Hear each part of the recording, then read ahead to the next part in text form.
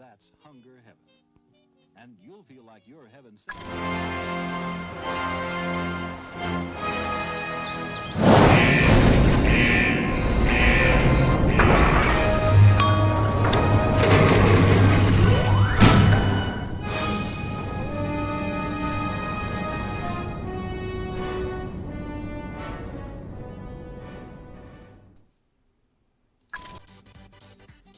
How in the fuck is it already halfway through November? Time is an illusion. Everything is constantly flowing away from itself. I digress. Greetings and felicitations, assorted children of the internet. It is I, once again, the Logician, back at it again with the white vans. Is that how the children still introduce one another? Yeah, anyway. Tonight I figured I'd continue on with some Spyro the Dragon. Considering I have not played that in quite a while, I've been mainly focusing on the Pokemans and the collaborations and all that jazz. But I felt it was just about time for me to get back to that. But before we commence with the main event, as it were, I wanted to take a moment to bring attention to a good cause that I feel more people should be aware of, especially considering there's only 7 hours left to contribute to it. I'm referring, of course, to the Voice Actors for Palestine cause, a little charity that I myself am contributing to, run primarily by KJ Creed, who is essentially done a tremendous good to the community by bringing a bunch of voice actors, both official and independent, quote unquote. Listen, if you're in front of a microphone and you record things with your voice, you're a voice actor as far as I'm concerned. But anyway, yes. They have assembled many voice actors from the far corners of interwebs. I think children still phrase it that way. And has basically set up so that with every donation, you can make a request of that voice actor to read a line in either their natural voice or in the voice of a character they voice officially, or with an impression of a character that they are known for. As I mentioned before, I myself am contributing to this cause, as well as a number of my friends, such as 76 Blades, Wintermelon, and many, many more. So I am actually, before we get good and ready, am going to put a link to the Google document where you can actually apply for such a request with a small donation in the chat here. As I mentioned before, there are 7 hours left for this good cause, so if you want to raise some money for the people of Palestine and get a funny haha voice line in exchange, there is the link with which you can go ahead and get that accomplished. I believe the document showing how many voices there are and how many characters you can pick from has been updated daily. I think this should be, with there only being 7 hours left, as I mentioned, the more or less the complete list of voices and characters to choose from. So if you have some spare change that you don't know what to do with, I highly recommend you contribute it to this good cause. It's going to help a good amount of people. So that has been my spiel for the evening, I suppose. You know, try and do a little good with whatever resource you can. I'm just doing my part to at least the capacity I'm capable of in this format.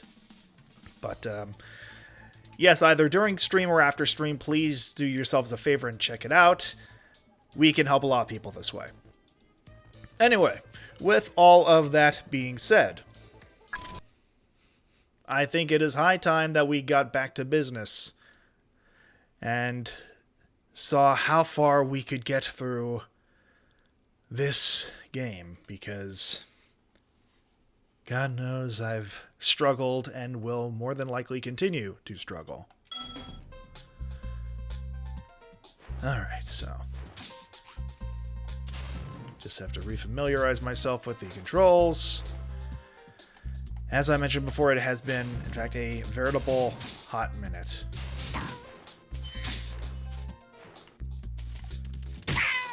There we are. Sorry to be late. You're continuing to chip away at stuff. That is entirely fair, Lorelei. No worries. And hello, welcome, Zach. I was just letting people know that if they want to contribute to a good cause, one which I would highly recommend, as I linked up in the chat, is Voice Actors for Palestine. Yeah. Now, I forget, did I don't think I got nearly the max amount. Nope. Still need to do some exploring. But let me see. I'd like to see if I can't collect the max amount of treasure and dragons from the overworld at the very least.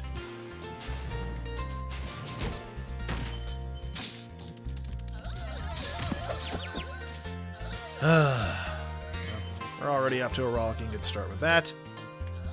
Everyone line up to climb the cat tree. You know, I'm not sure how tall your cat tree is, but there we are.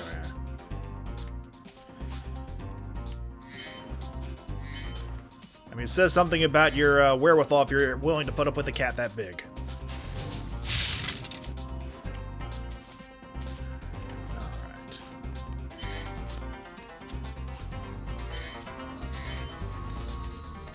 Ah, there you are.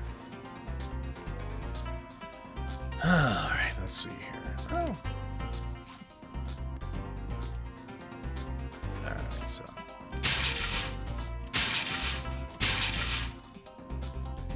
Noted, climb trees, you know? Be gay, climb trees. That's how the phrase goes, isn't it? I mean, be gay regardless, but, you know. Might as well climb a tree while you're at it.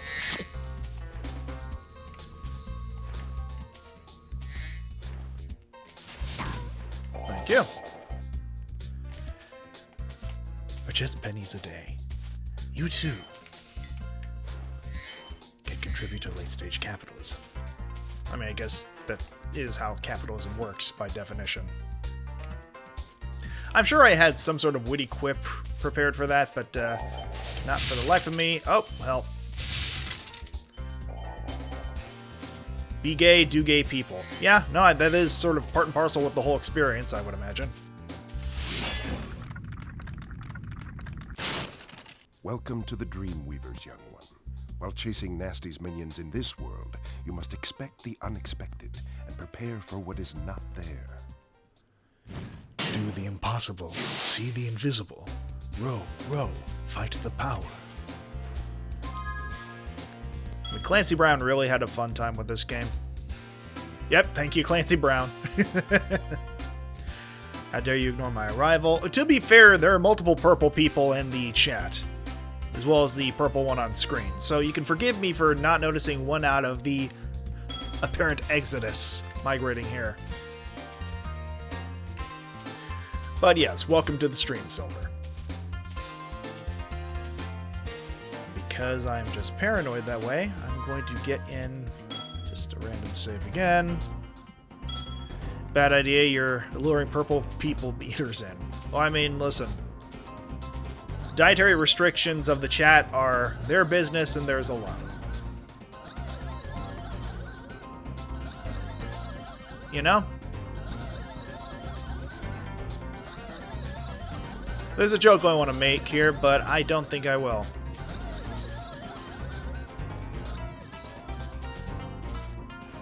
Trying to make my streams more classy, as it were.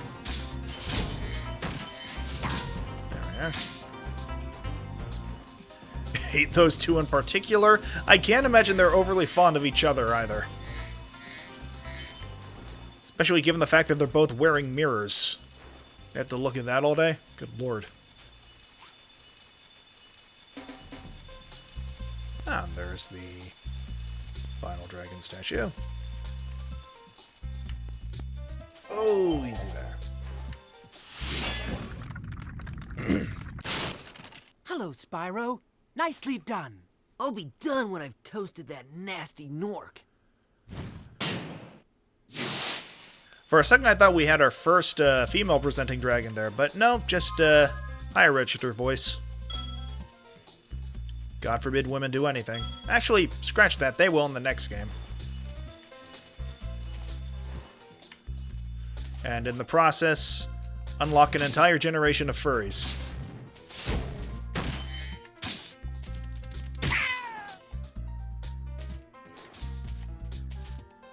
Ah, my word. You know? Yeah, no, I'm pretty sure you're intimately familiar with who I'm referring to, Alex. Alright. Now let me just save again, because some people may consider it save scumming. I say bring on the plaque.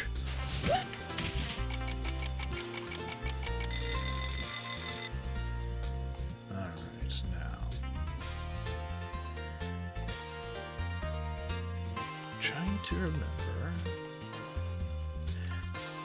Hello, Silva. Welcome.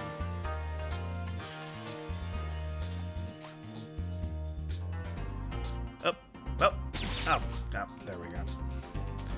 I suppose I literally walked right into that one.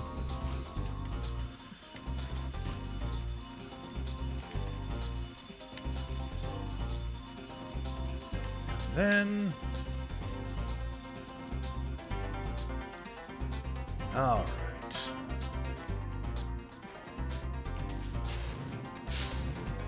And this just brought me back to the beginning, didn't it?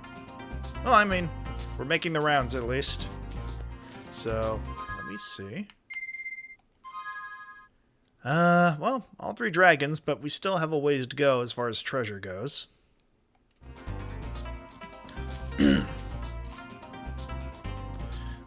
How? You know? Yeah, alright. Now let's just mosey on over. Making our way downtown walking fast, as the children say.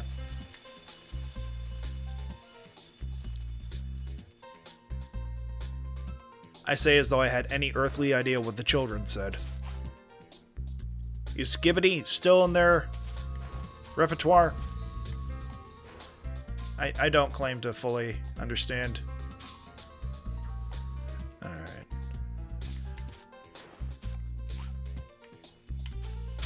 Oh, you know. There we are. Now, if I can get Casty McPew-Pew over there to work his magic on Tweedledum and Tweedledummer over here, then we might be going somewhere. As it stands, I think I'm going to have to properly motivate him. You have no Skibbity with the Rizzlers. That then inflicted 1d12 psychic damage specifically.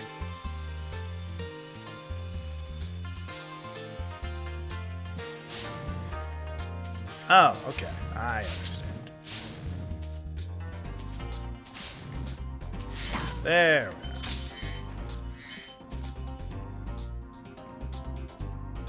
Casty McPew-Pew sounds like a derogatory term. I mean, I don't claim to have the most in-depth understanding of the anthropological depths of the world building in this game, so you'll have to pardon me. And then... Alright. Now we're cooking with dragons. In stereo. Alright, and I think we just need a handful more, and we will be, as the children hypothetically say, Gucci.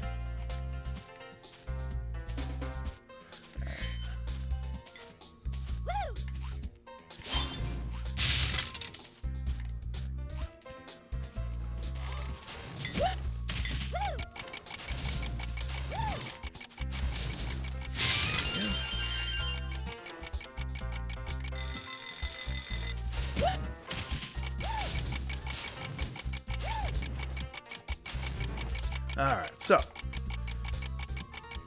Trying to get a feeling for the, Oh, well. Oh, okay, I understand now.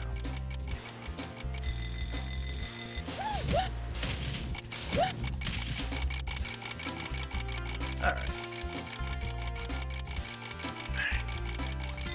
There. And then... Alright.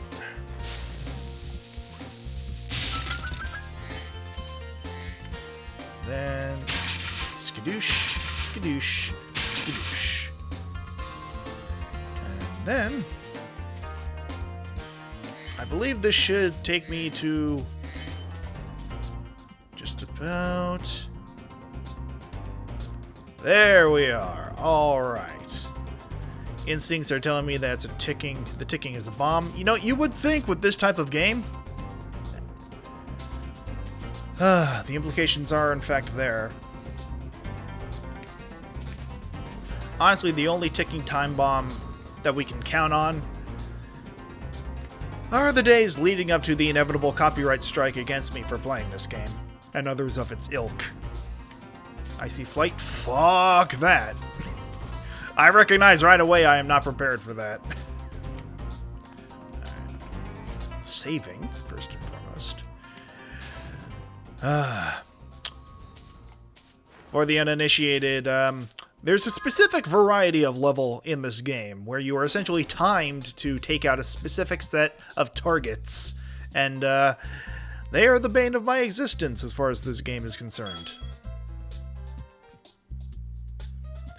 Well, I'm white. I mean, by that inherent value, being a white cis male in the United States, there's undoubtedly some underlying racism at play, even if I myself am unaware of it at all times. Apologies for those of you who weren't expecting me to get real for a second, but it's me. You know what you signed up for. Anyway, Lofty Castle.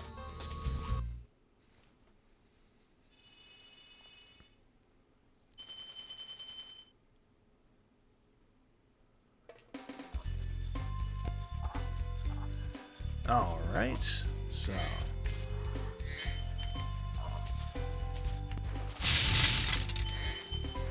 I believe it's there.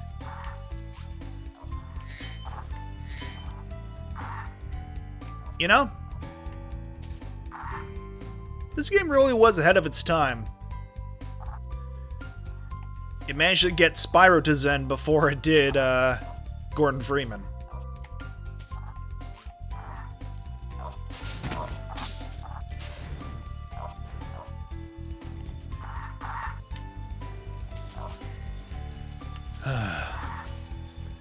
Me in the back of my mind, hoping and pleading that there's some people out there who still remember Half-Life. Ah, well. I'm sure he's fine.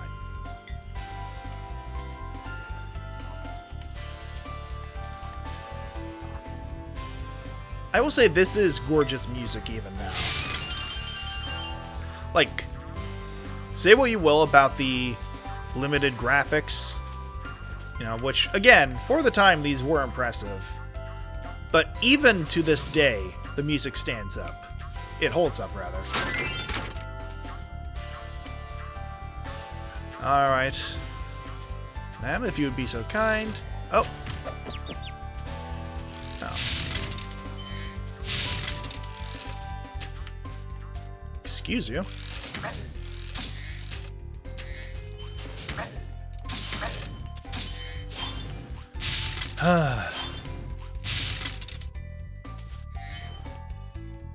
You know, I was holding back the joke earlier, but given that this is my stream, and given that it's currently topical, are you the motherfuckers behind the "Your Body, My Choice" quote? There, lady, you're free.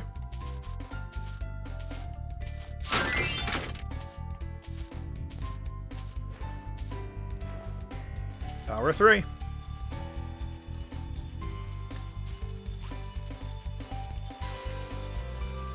Alright.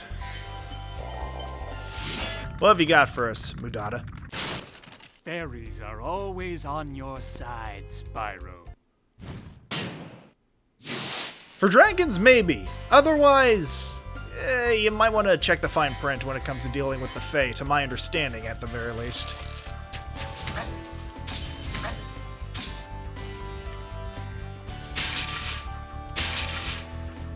Homework assignment for you, friends. The next time you read a fairy tale, try and find the original iteration, and not the Disneyfied version. You will find that the contractual obligations of those making deals with Fae folk, whether they be actual fairies, elves, archfae, tend to have more dire consequences for not meeting your side of the bargain than they would otherwise. Like, technically, Maleficent was a Fae.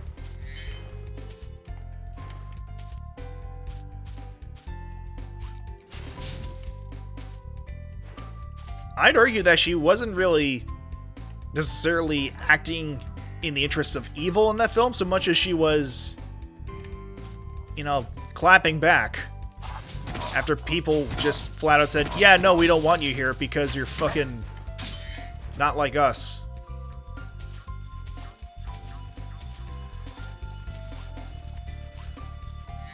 Because they did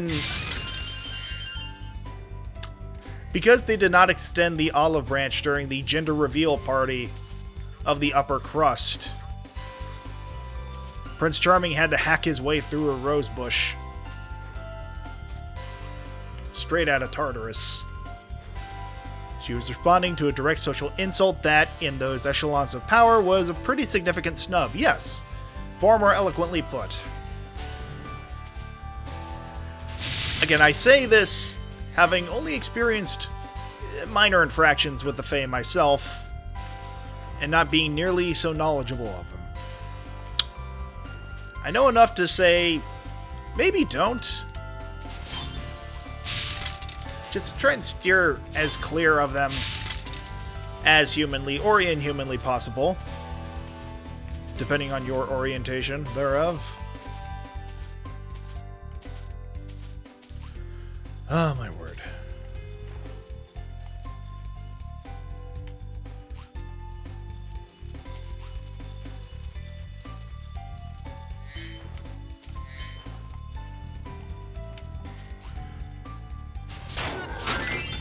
Alright.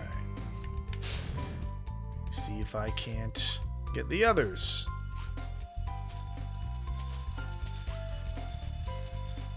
The moral of the story, friends, don't fuck with magic. Because magic will inevitably fuck with you.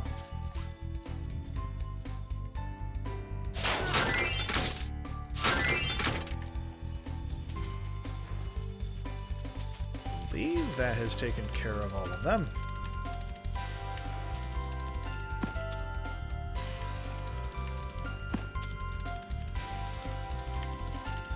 Don't fuck with the Fae especially? Absolutely not.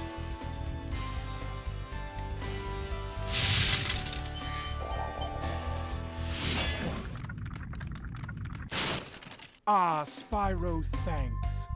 Supercharge will get you to new places here in Lofty Castle, too. See where it takes you.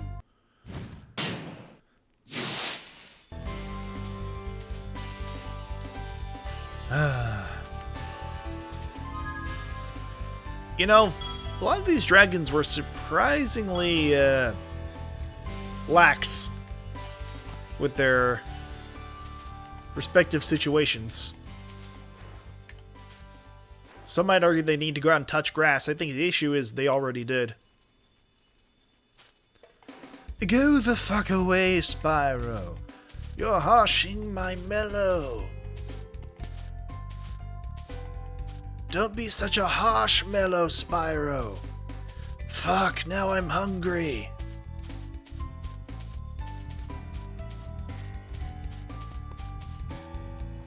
Alright. Well.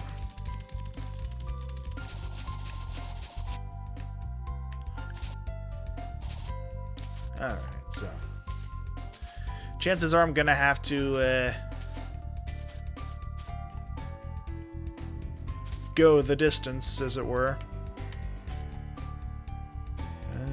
me see here.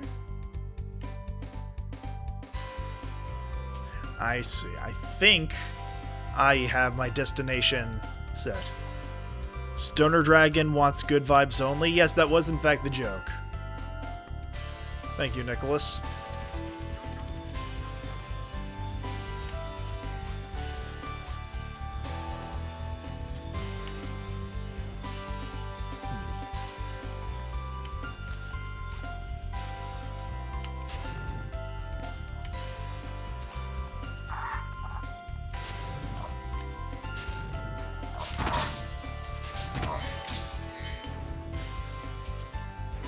You know, I'm not entirely certain how I should feel about killing enemies are basically draconic rubber chickens. But then again, I think the same could be said of any enemy type in this game.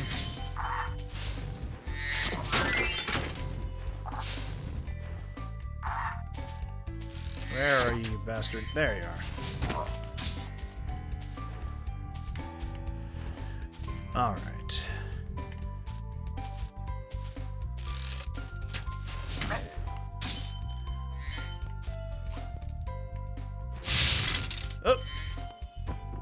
Okay. And now. You know? Somewhat anticlimactic.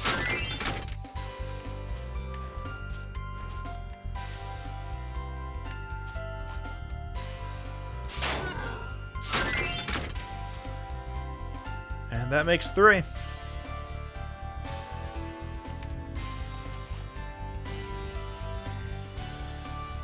Always a pleasure, ladies. Now, let's save.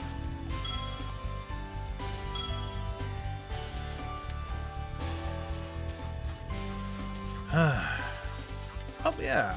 Well, might as well get the chest.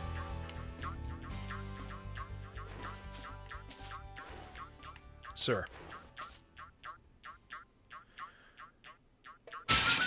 There we are.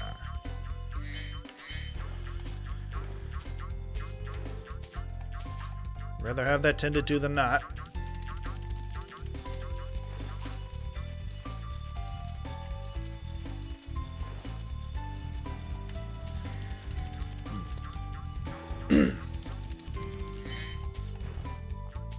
Then let's see.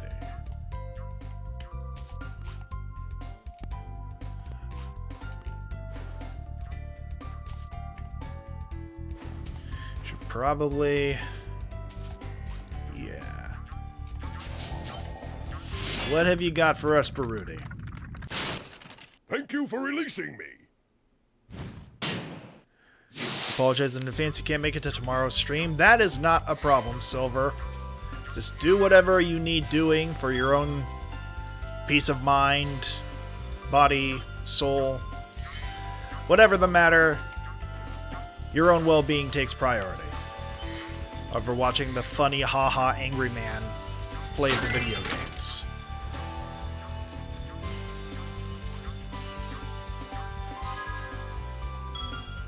Thank you.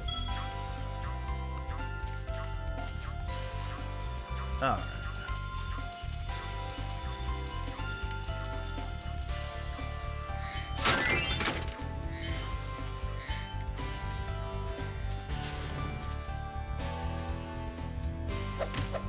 I was going to say, I was waiting for there to be an actual thread at play there. Now, let me see.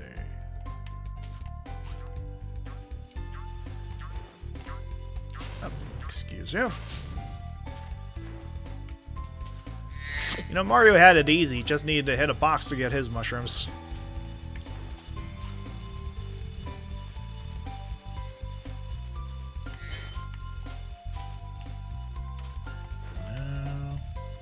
Okay, yeah. Short, sweet, to the point.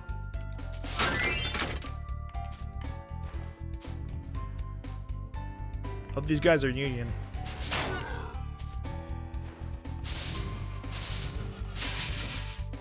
There we are. Now, where do we currently stand? Alright, not bad, not bad. Let's see. It came at the cost of Mario's hand, though. Yeah, and the plating of his skull, in many instances. But you know,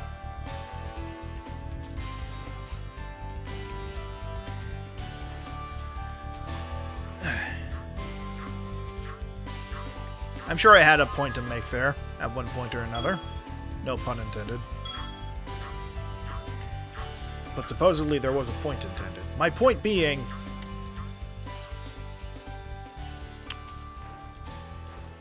Mario is often sold as the blue-collar video game protagonist. But really,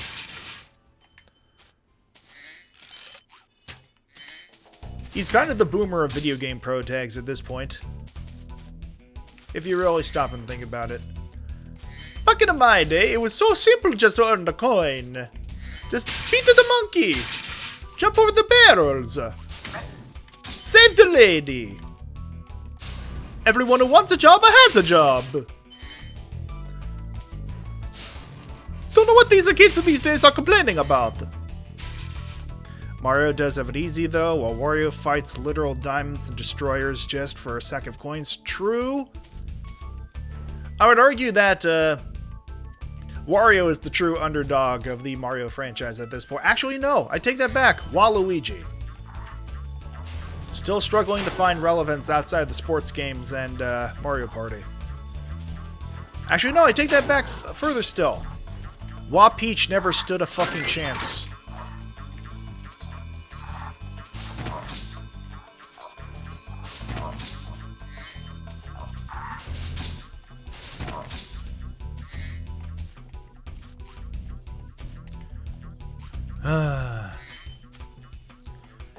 Hell, even Paulina's doing good for herself. Mayor of New Donk City and all that.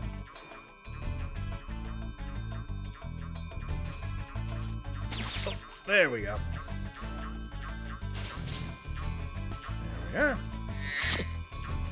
I wonder what the game could even do with Waluigi.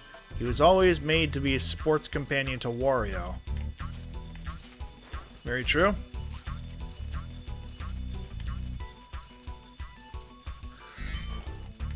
Because that's just it. Outside of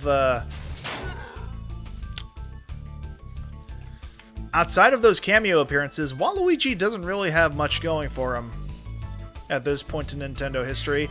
Outside of an infamous tweet or two. If you know, then you know. That's all I'm going to say on the matter.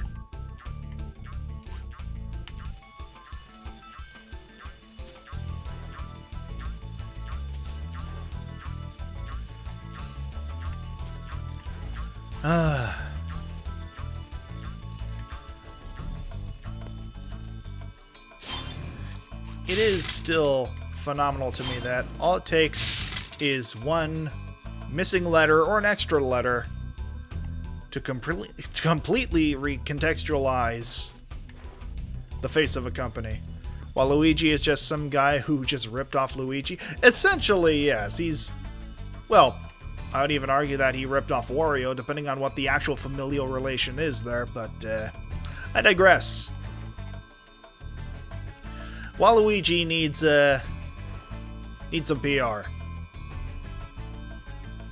Now, let's see. Some more inventory. Okay, yeah, no, that's not too bad. Just need to find the stragglers here and there. So.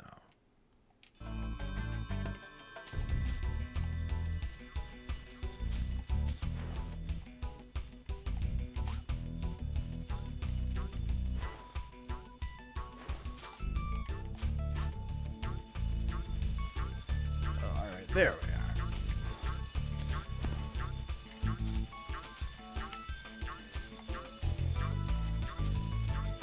are. Oh, you were on beat for a hot minute there, man. Banjo and a washboard away from an album. Alright. Did they try making Waluigi the handsome one by giving him a rose in some of the golf games? Victory animations? I think they tried to make him, at the very least, a romantic at heart. Someone who just wants to be accepted, despite his faults, of which there are countless. Ah, yes, those twinklies over there.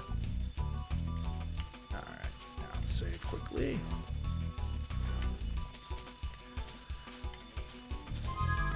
Reminds me of a certain combatant from the Punch-Out series, who will remain nameless. In fact, I would argue that most people from Punch-Out should remain nameless. Case in point, pizza, pasta, and vodka Drunkinski. Before they entered the witness protection program and had their names changed.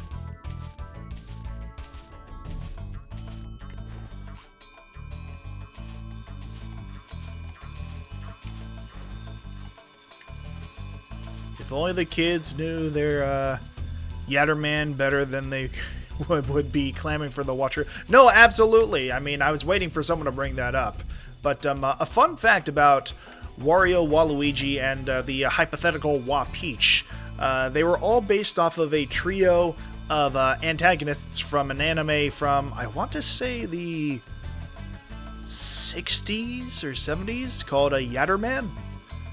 Their dynamic is actually predominantly what the dynamic of Team Rocket from Pokemon were based on. Just it sort of became a staple of comedy in anime, with the bumbling trio of goons, one of which was the quote-unquote sex appeal. They're like the henchman trio troupe, exactly. Now I need to figure out how to get my ass up there. Start with the actual magical tractor beams, see where we go from there.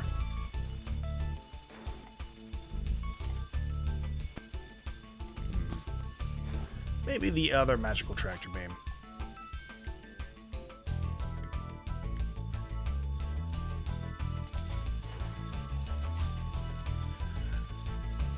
We all know that James is the sex appeal of Team Rocket. You're not wrong.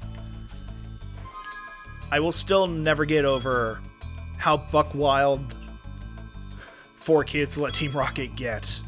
Like, even outside of, like, the main anime, the number of fourth wall breaking and adult jokes that they gave Team Rocket is one of those magical aspects of the 4Kids anime, which, even if you don't like 4Kids, and there's many reasons not to like 4Kids, there's still a great deal to love about that aspect of the dubs. Like, I'm even thinking now back to a specific line from the third Pokemon movie where there were a bunch of unknown floating around, and Team Rocket were trying to sneak past when James went, "I haven't seen this many strange letters since I put out a personal ad." Like, what 10-year-old is going to get that?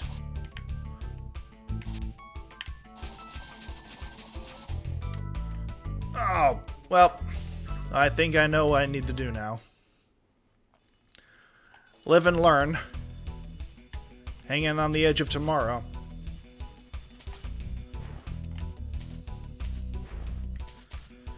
I will say that one thing 4Kids nailed was giving King Dedede a heavy southern accent, and Kirby right... Oh, God. Kirby right back at you. Yeah. Interesting choice to make Meta Knight Hispanic. Oh, damn it. But I think that's the depiction that everyone's just sort of, like, universally agreed on since then. I think they were going for the, he's a swordsman, let's make him sound like, you know, Zorro from Mask of Zorro.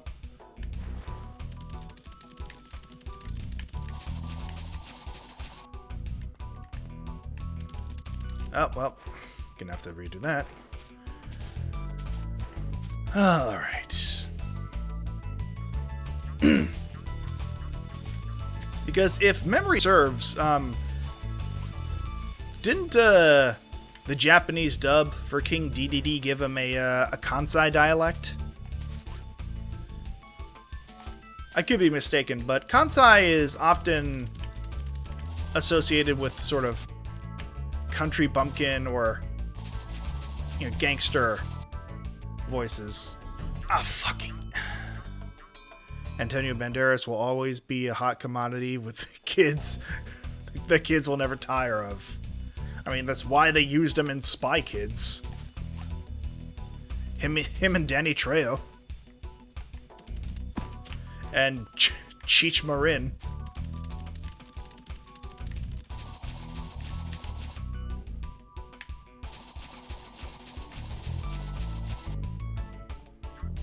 Ah, damn it. I heard from a friend that Ted Lewis apparently based DDD's voice off of W. You know, I would not be surprised.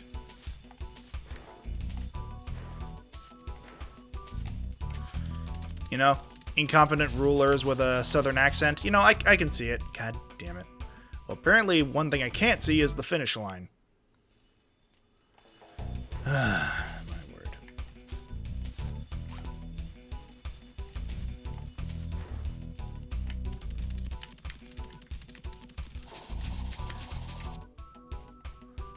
Ah, fucking.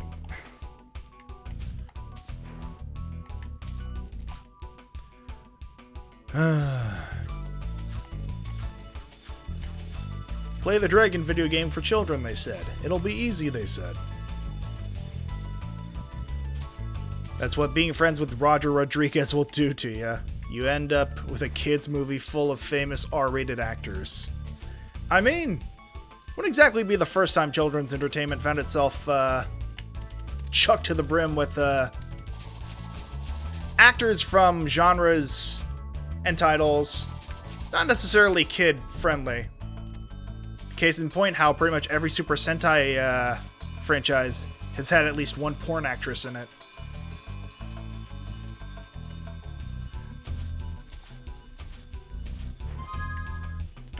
Thank you. Now let's see here.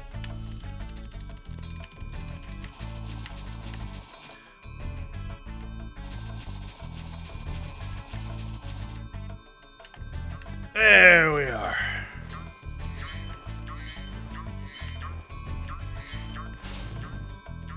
And now...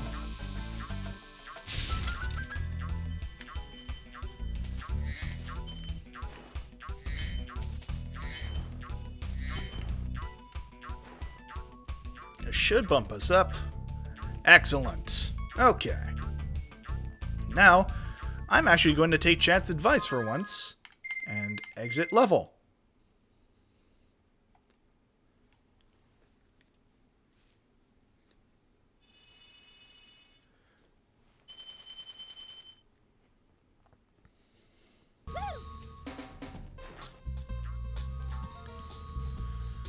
All right. Thank you.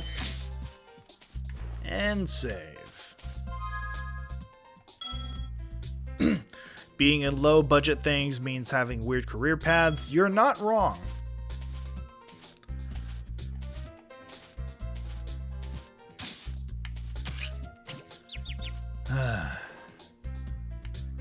Yep. There we are. Sirs.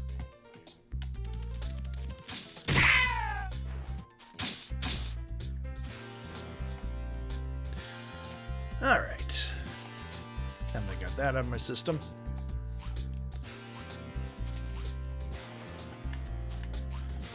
Oh wait, no. I was hoping to do that last, actually. Right. Whoever dreams of the electric light bulb, there's always one who dreams of the atom bomb. You know, oddly enough, that reminds me of that one Steve Buscemi quote from Spy Kids 3D. Do you think God stays in heaven because he himself is afraid of what he created? I mean, granted, appropriate Steve Buscemi quote, not sure if it belongs in Spy Kids. But then again, this is Steve Buscemi we're talking about. Was that Spy Kids 2? Fair enough. I know that he was also in Spy Kids 3. It's admittedly been a veritable hot minute since I've watched anything Spy Kids related.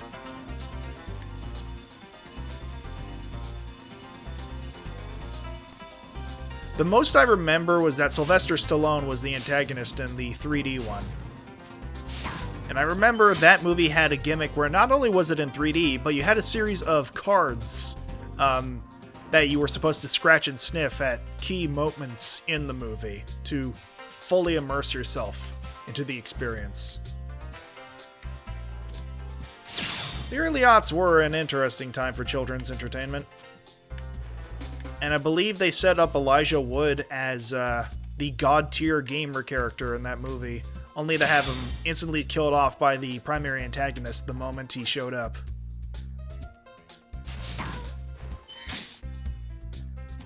Elijah Wood, I must say, is another one of those actors who... hell of a range on the actor. He's done just about everything tonally speaking when it comes to film. And, I admire the man.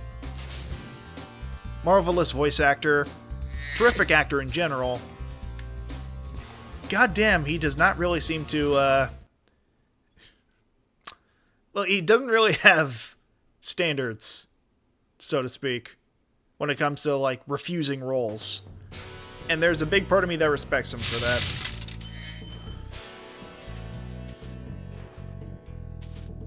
Then again, I think the same could be said... Jesus fucking Christ. That was a sleep paralysis demon.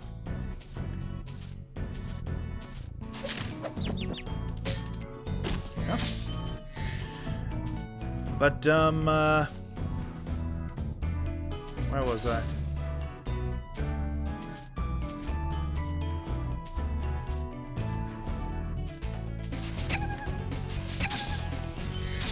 Didn't feel good about that.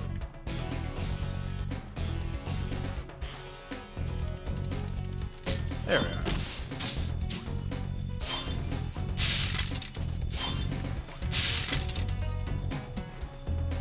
Forgive me, I lost my train of thought there. Either that or I lost my ticket.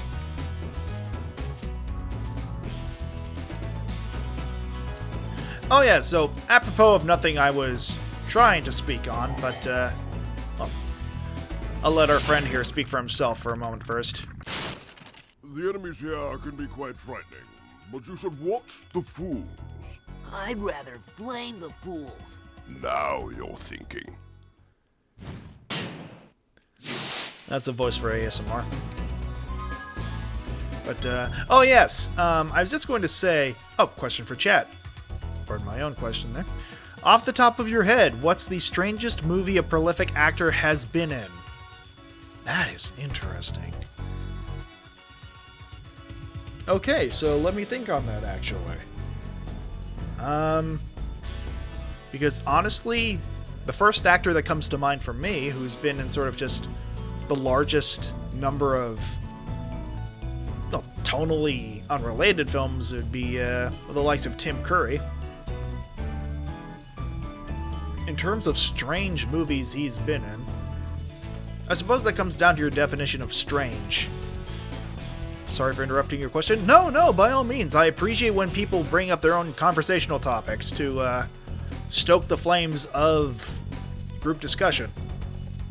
You don't know enough actor names to answer this question? You know, that doesn't surprise me. You haven't really been on this planet any longer than... Actually, I've lost track.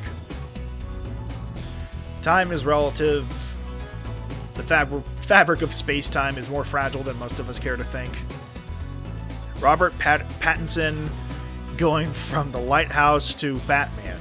You know, that is valid. Let's see. Michelle Yeoh and Everything Everywhere All at Once. You know, that is a very good example.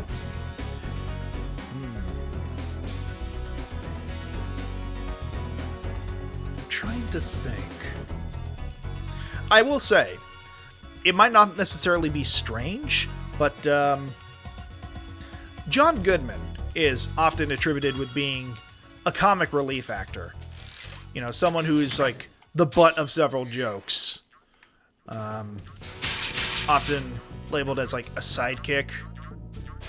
That being said, when he wants to be scary, he can be horrifying. And I think he did an excellent job of that in 10 Cloverfield Lane, just as an example.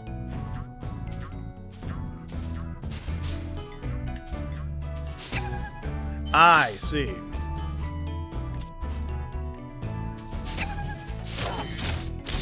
You know?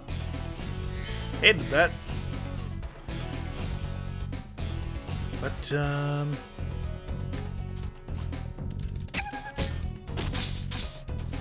yes, and come to think of it, Steve Buscemi is another one of those actors who, for the longest time, funnily enough, both of which I believe were in The Big Lebowski.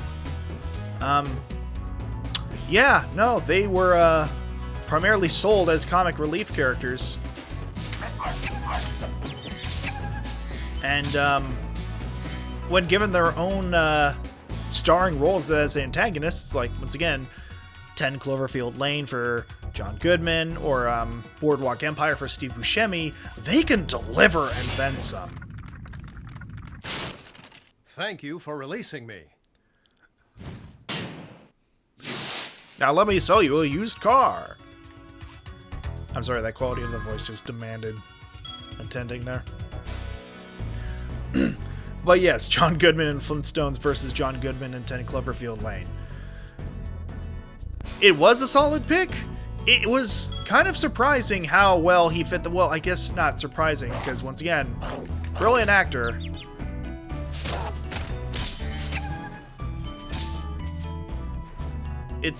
I think, honestly, the more surprising thing was Rick Moranis as Barney.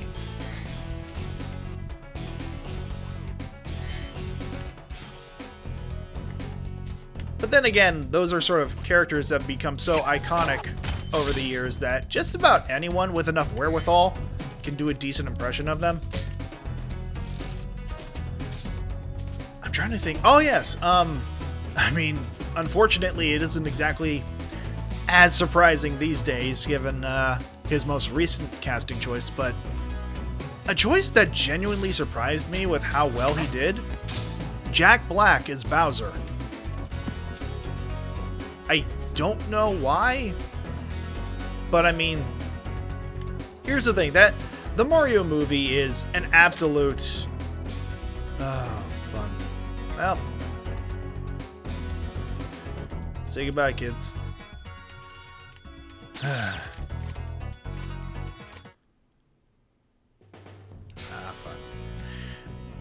Yeah, no, like that movie was absolutely rife with celebrity casting TM. Thank you for that.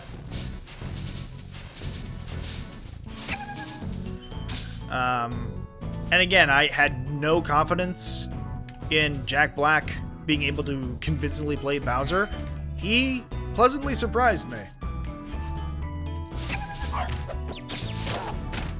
I mean, granted, like, I still think that another actor would have been a better choice, but all in all, he did surprisingly well, given the circumstances. I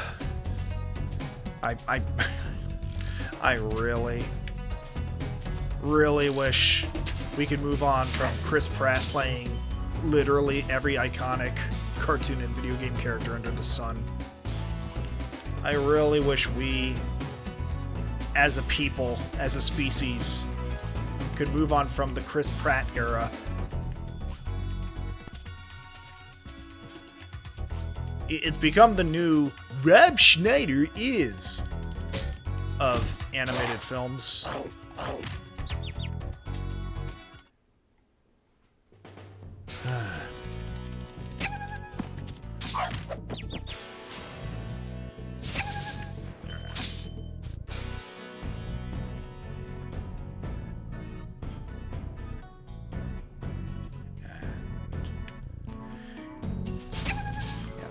these are awful. It's awful, awful.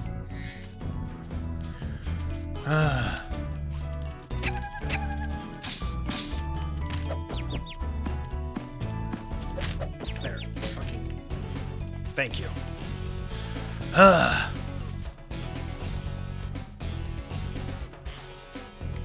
Just stopped trying to garf it. Yeah, no, absolutely. Like there was no effort put in there.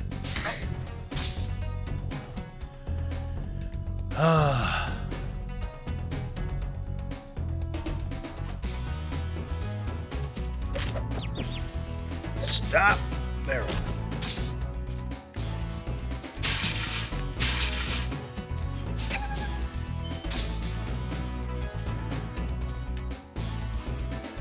Like, here's the thing. I'm loath to give Chris Pratt credit in general.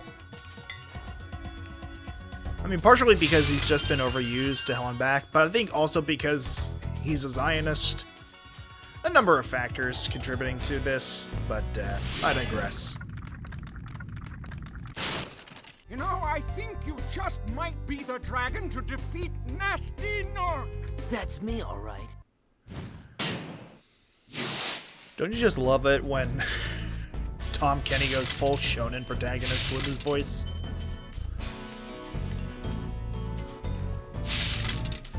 Oh, my word. Now, let's see here. Where are we currently standing? Alright.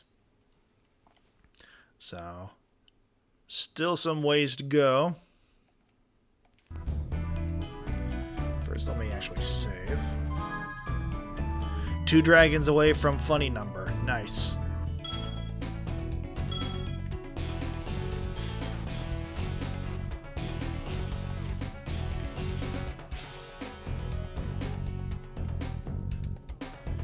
Ah, my word.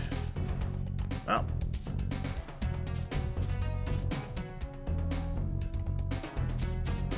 Let's see. Sure, there is some way over there.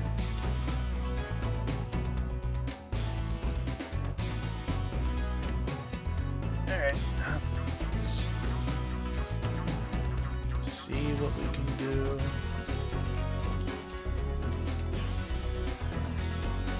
This is just down. Alright. He's one of those voice actors that is purely just him rather than actually putting effort into being the character. Yeah, Pratt isn't even a voice actor. Listen to H. John Benjamin. He's a good example of a VA that can work well with just one voice. No, absolutely. Like, it is unfortunately just an ongoing trend where the casting directors of big films like these, especially with adaptations, will try and find someone who is popular in the public eye and try and force them into a role that they were really not meant for.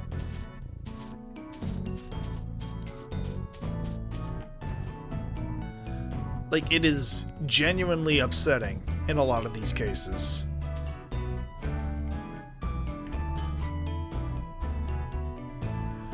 I think I might have to do some backtracking, unfortunately.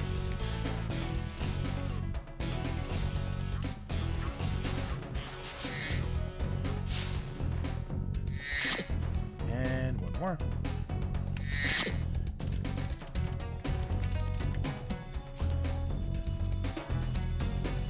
Oh. Well, apparently Gravity had other plans.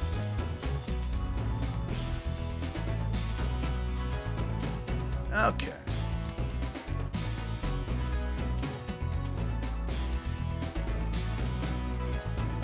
Well.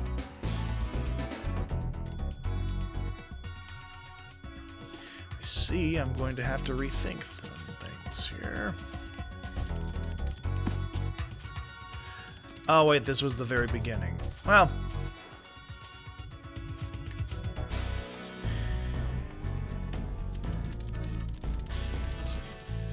Patrick Warburton is another just one voice kind of VA that is super versatile with the one voice. No, that's just it. Like, I think I may have been speaking with, it may have been Lorelei on this matter a while back, but there's something to be said about actors who have a limited vocal range, but know exactly what to do with that range.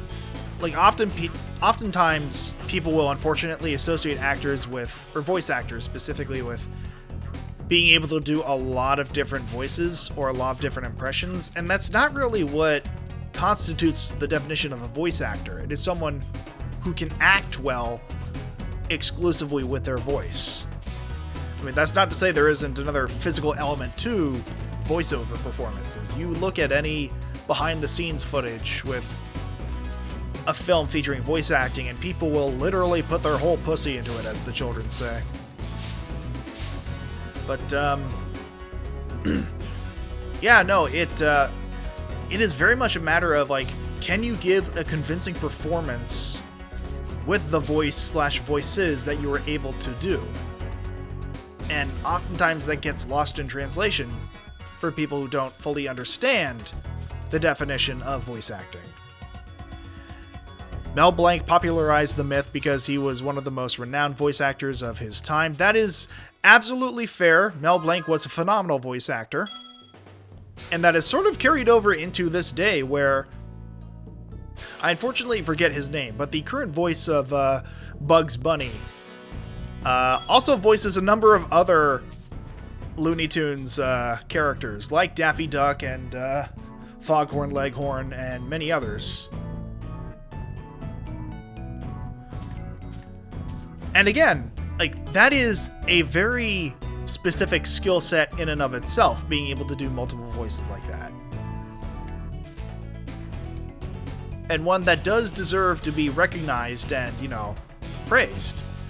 But also keep in mind that just because a person's vocal range may be limited to a specific set of voices or even just a single voice does not make them any less talented. In fact, I would argue that being able to give multiple types of performances with a very specific voice requires a set discipline in and of itself. I mean, Patrick Warburton was brought up as an example of that, and although he does have a bit of a range, I would argue that Steve Bloom also somewhat falls into that category, because most people associate Steve Bloom with that same sort of semi-lower register, rumbling voice, i.e. Spike Spiegel from Cowboy Bebop, Vincent Valentine from Final Fantasy VII, Advent Children. But again, he knows what to do with that voice. Johnny Young Bosch is another example of that. He's been everyone from I believe, he was the Black Ranger in the second season of Power Rangers. He was Ichigo Kurosaki from Bleach. He was Lelouch V. Britannia from Code Geass. He has been in so many anime over the years. And he pretty much exclusively uses all of one voice, but he gives such convincing performances in each of them that he never sounds like he's just playing the same character.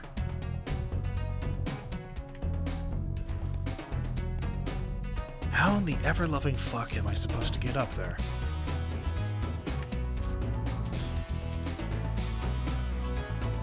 I know there is something to this.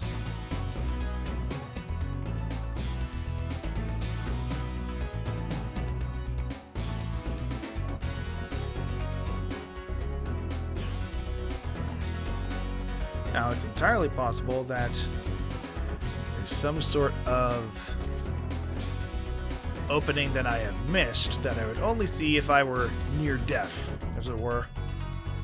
Oh, is that it? Oh, hold on.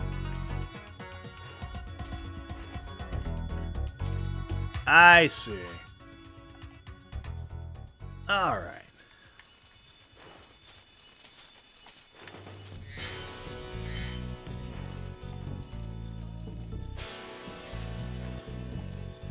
First, let me,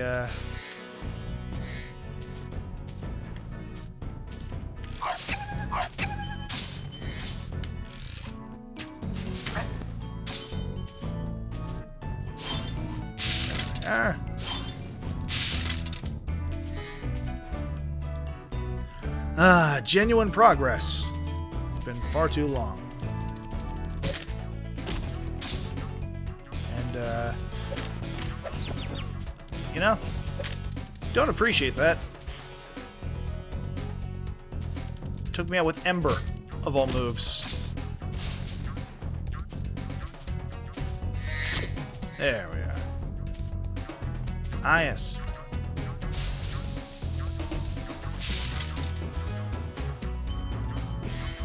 Once again, a lot of firepower to put behind single gem. Ah, I see now. Alright.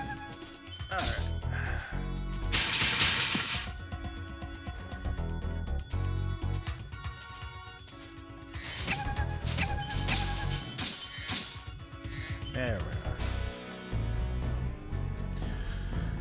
I find it funny how people say H. John is only a one-voice VA, when you can point out the 12-plus characters they've played in Bob's Burgers alone. One voice actor that pops the fuck off that no one respects, Robert Patterson, you know? Fair enough.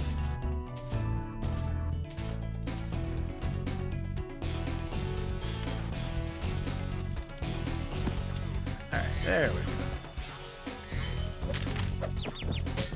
Thank you.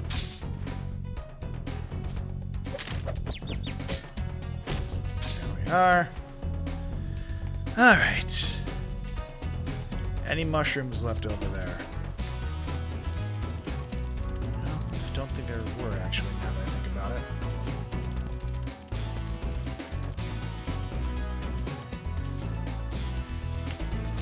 Thank you for your service.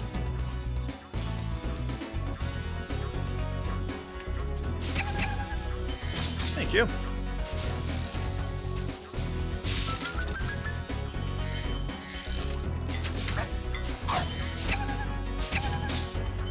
You. Alright.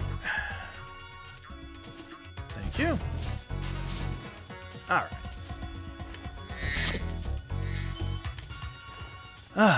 And you, my friend. Thanks, Spyro.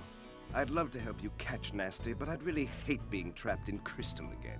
Don't worry. The only one who's gonna be trapped is him. Once again, fairly chill for someone stuck in their own JO crystal.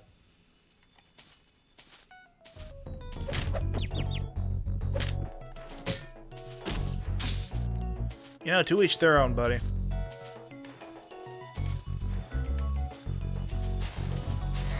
Why is the camera so low to the ground?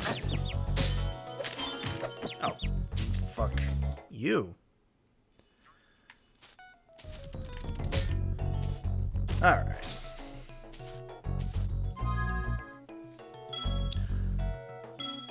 You know, it didn't really occur to me that it instant saved every time you released a dragon. This entire time, in fact.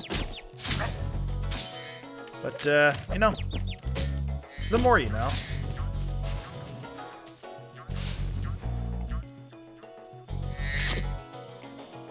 One more for the funny number, indeed.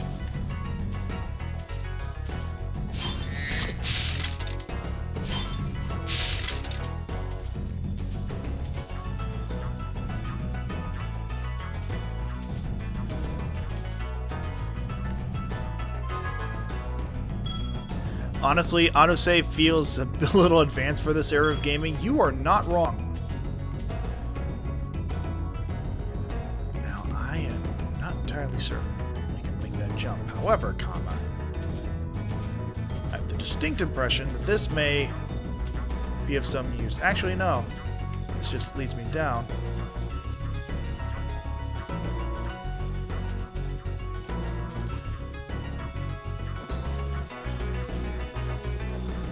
Oh, well, I apparently have the memory of a goldfish.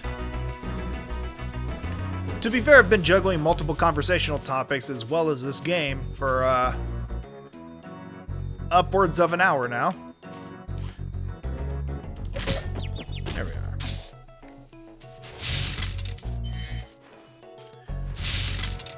Ah, my word. I hate that this devil with the bow and arrow looks like something out of Ren and Stimpy's Adult Time Party cartoon. Once again, if you know, you know.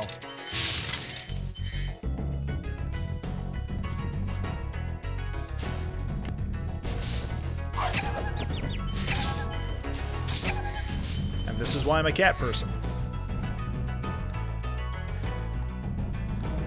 You wish you didn't? Yeah, my sympathies, Nicholas. My sympathies.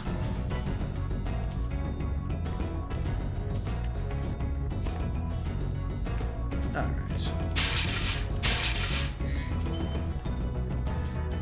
Alright.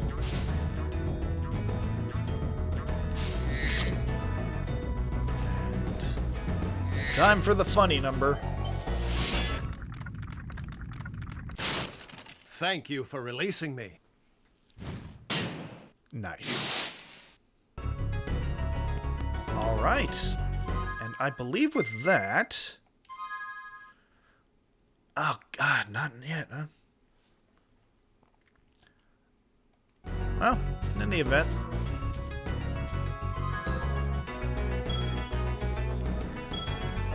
Still got a ways to go, it seems.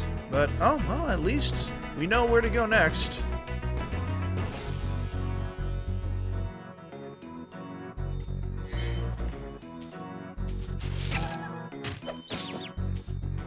You fucker of mothers.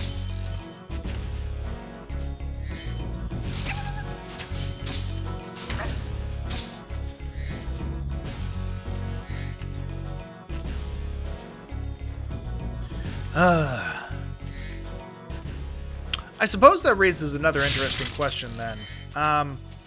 What is a series, whether it be animated or the game of the video or anything that you just cherished growing up, whether it was as a child or, you know, just as a young adult, an innocent youth, as it were. Looking back at it now, due to unfortunate revelations about the creators or just because of the inherent nature of the series itself, you can't exactly look so fondly back on anymore.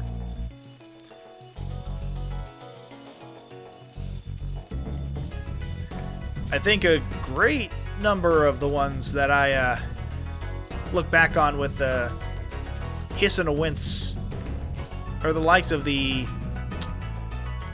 your typical programming block from Comedy Central, to put it simply.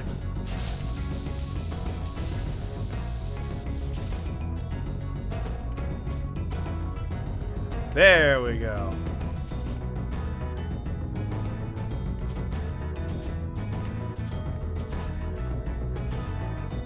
Ren and Stimpy, yes, absolutely. Comedy Central in the early aughts was certainly an era. Of that, we can all be certain.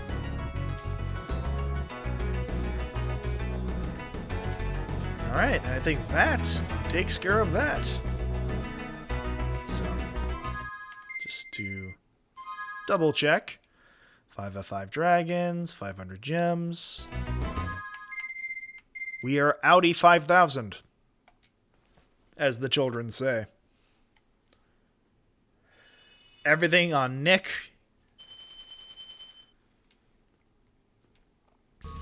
I mean, I will say there's still some still programs from Nickelodeon that I can still look back on relatively fondly.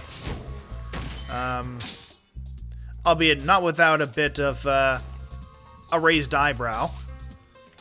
The likes of Invader Zim, Rocko's Modern Life, Angry Beavers.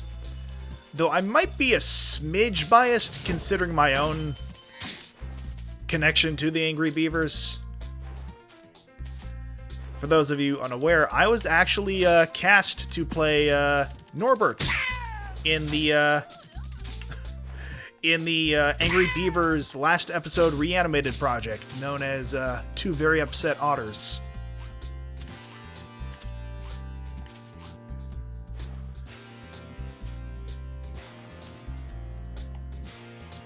Live action stuff was questionable. Yes, absolutely. But yes, the point is, I I may, in fact, have a bit of bias with regards to my connection with that particular series. But,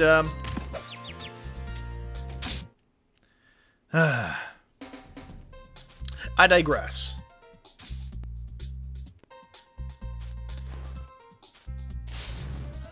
Oh, my word. See, that live-action comment just, reminded me of an unfortunate era in Cartoon Network's history. Actually, I would say Cartoon Network and Nickelodeon, I have to say, where they were making live-action adaptations of the animated series. Like, I think there was a live-action movie for Fairly Odd Parents where they had Drake Bell, of all people, playing Timmy. And the whole gimmick was that he wished that he would be a kid forever, so he looked like he was growing older, but like everyone else saw him as still a little kid. It was a choice. And I believe that Cosmo and Wanda were CG animated, if I'm remembering correctly. And there was also the live-action Ben 10 movie that was on Cartoon Network.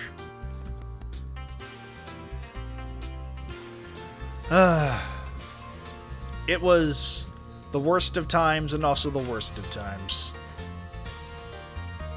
Call me Ishmael.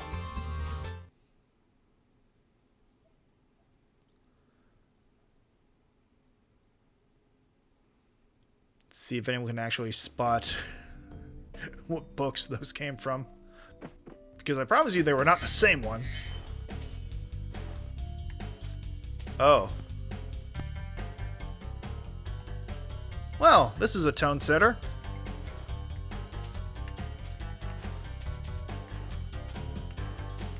Foul tarnished.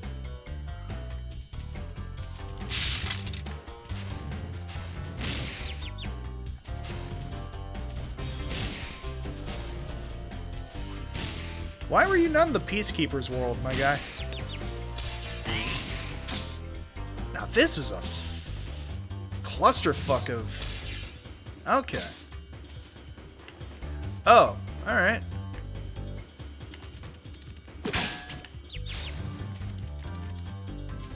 What in the world?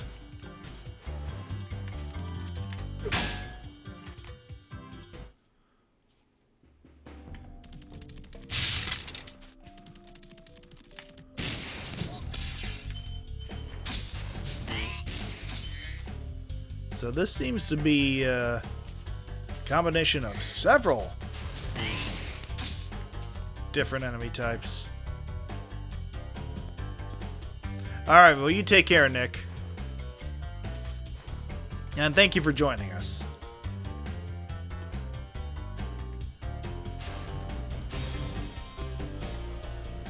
Now, I think the implication here is that because the armor is empty, it's telling us that's not really an enemy? Unsure.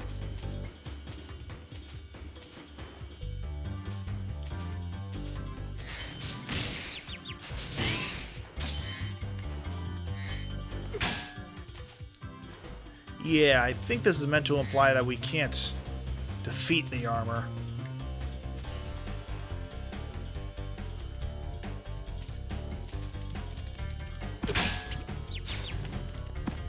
Yep, nope.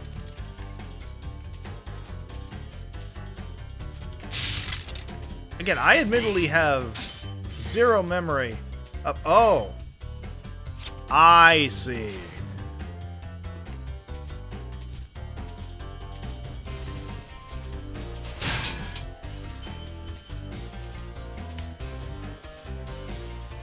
Oh, it's been a minute since we had this mechanic. Okay.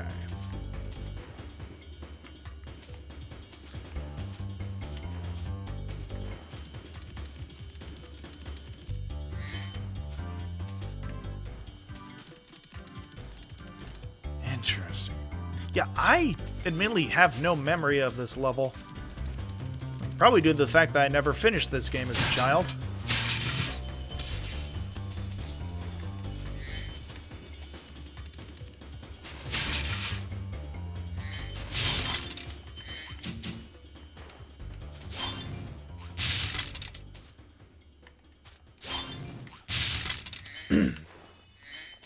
In fact, I would argue that,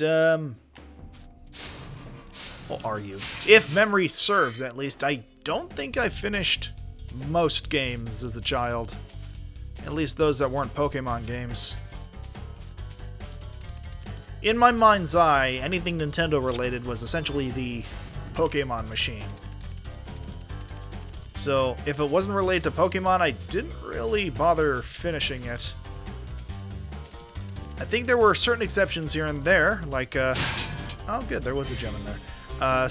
Like, Star Fox 64, I forget how far I'd gotten to other N64 games, like, I remember Rampage, or rather the N64 port of Rampage was one I often rented from Blockbuster in addition to Star Fox. Let's see. Did you know about the Ned's Declassified Cast Reunion podcast and how absolutely unhinged those former actors' behavior was that kind of soured the nostalgia you had for the show? Admittedly, I don't think I ever watched Ned's Declassified. I think that was another one of those, if it wasn't animated, I wasn't interested in it sorts of things. Because if memory serves, that was on Nickelodeon's block of programming, correct? Yeah, I was very much of the mindset of, like, Nickelodeon and Disney and Cartoon Network are for animation, so if it's not animated, I'm not watching it.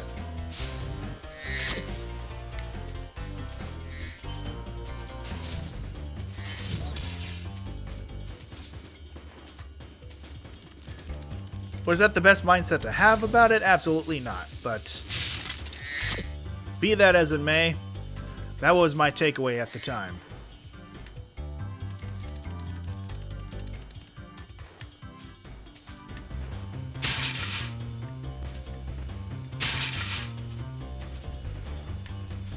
Alright. Hey, Spyro. All dragons know there's magic in a fairy's kiss. See what it can do to your power of flame. Sorry, I think I'm a little young for the talk.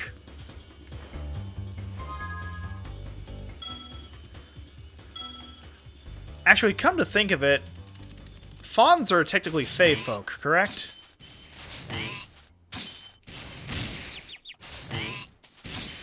I'm just trying to remember specifically for future reference, given who Spyro meets in the next game.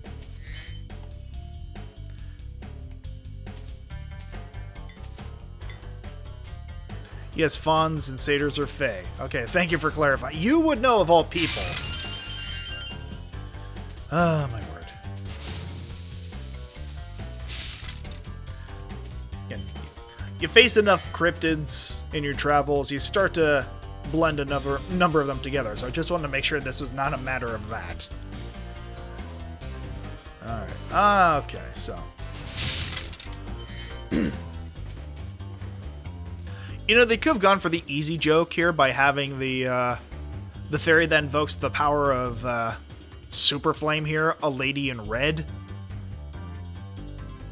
But they already made every other fairy essentially a lady in red, so.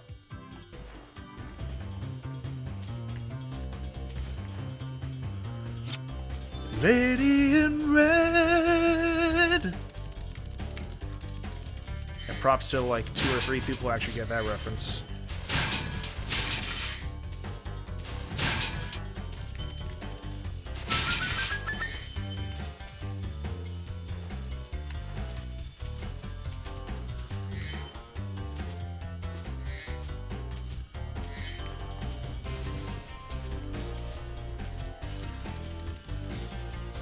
I talked about you cards this morning. Okay.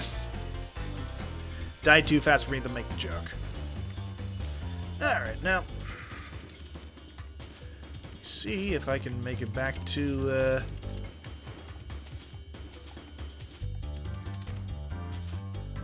our friends on the other side with time to spare.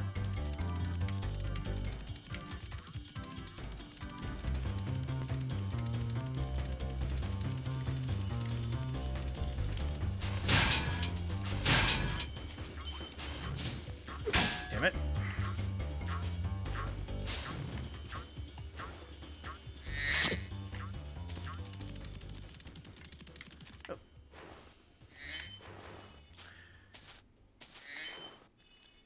pay the toll.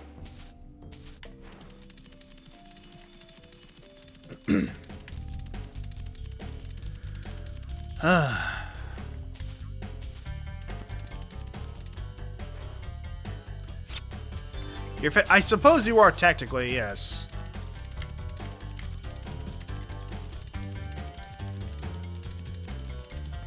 By a technical standpoint, I suppose. Ah, damn it.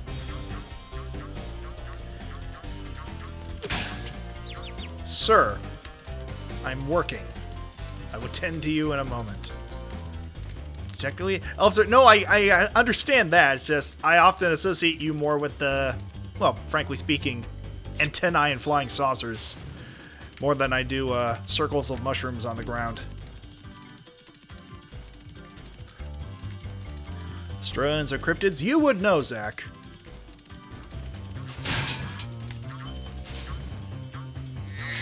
Porque no los dos? Absolutely.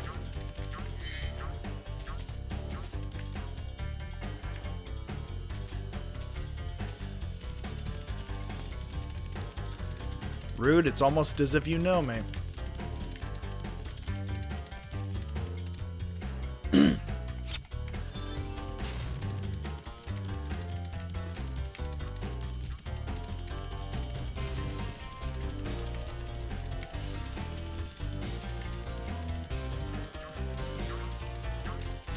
There we go. The last nanosecond there. Alright. Well, first, before anything else,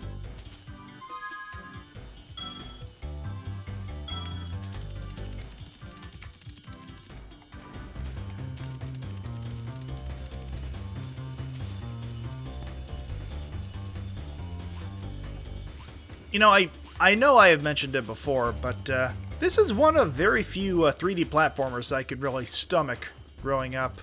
Oh, God. Of course I say that as I get to the fucking super jump. Well, let's scout ahead for it. Okay, that's not so bad.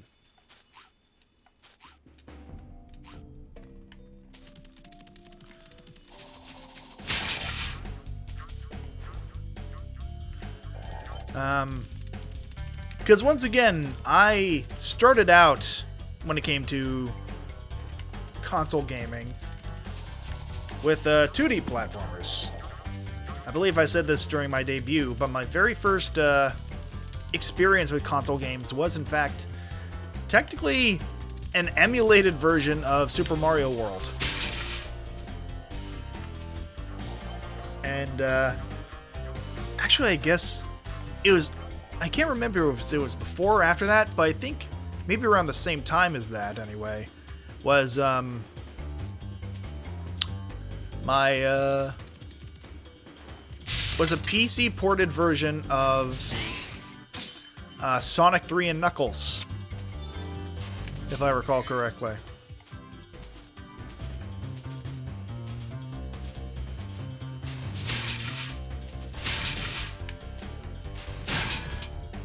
Thank you. So I can't remember which came first, technically speaking.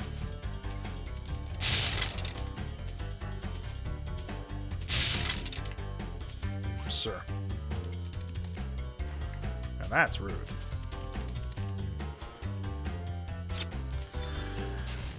But yes, it was always fairly frustrating for me when I first started getting into 3D platformers because I had grown solely accustomed to the tried and true keep going left until you reach the end goal.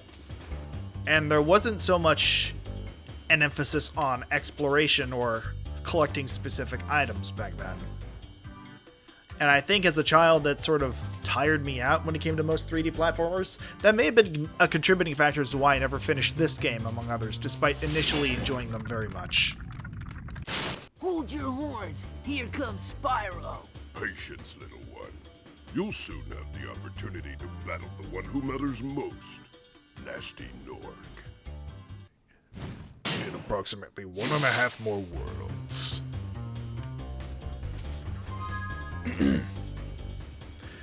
The lands are always confused. Don't worry about it.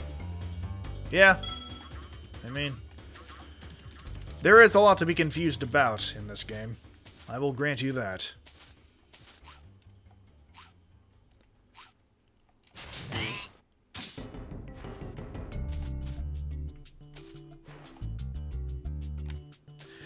I see. Well, before I go any further that way...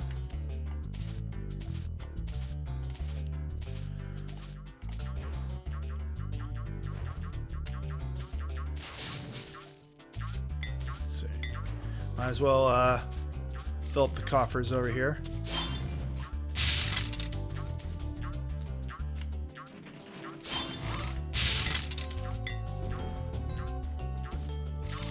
Thank you.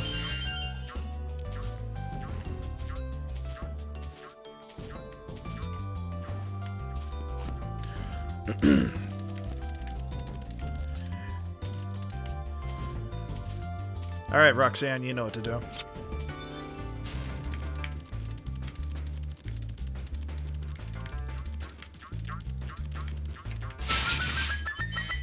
There we are. How are we currently doing? All right, out of 500, and one more dragon. That's not so bad. You think you have to sleep? You have a long day tomorrow. That is absolutely valid. Go ahead and slip into that stasis pod or whatever it is you use for a bed up there on that ship of yours. I don't pretend to understand or care to understand, quite frankly. But suffice it to say, I do hope you get sufficient rest tonight, Silver, and that you have a great start to your day tomorrow. With any luck, I should be able to join you tomorrow. There we are. But yes, you have a wonderful rest of your evening.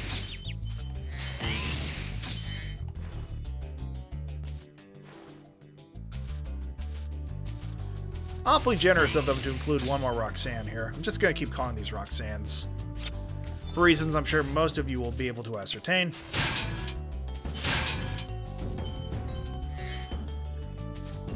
Just a bed, you goober? Listen, I can't really assume when it comes to alien life. There's no assuming when it comes to aliens.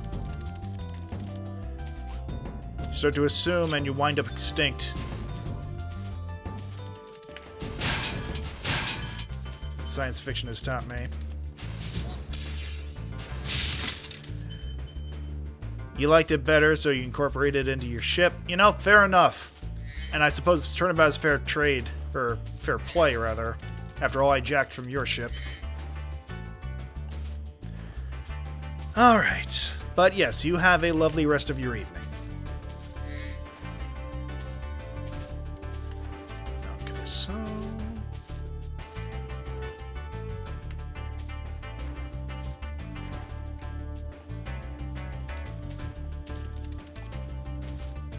that's most of what's available here. Alright, good night, Silver. By the way, go follow Silverwings VT on their Twitch channel. They'll probably be streaming tomorrow.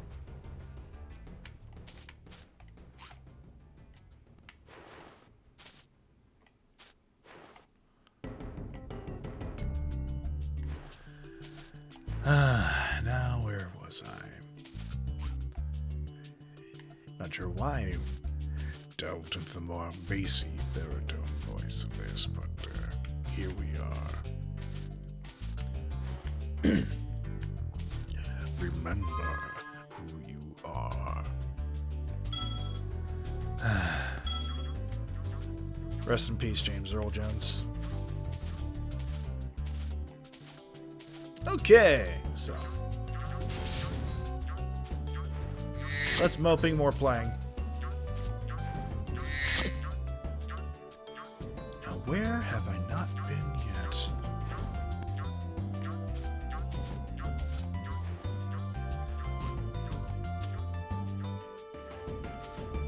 I'm pretty certain.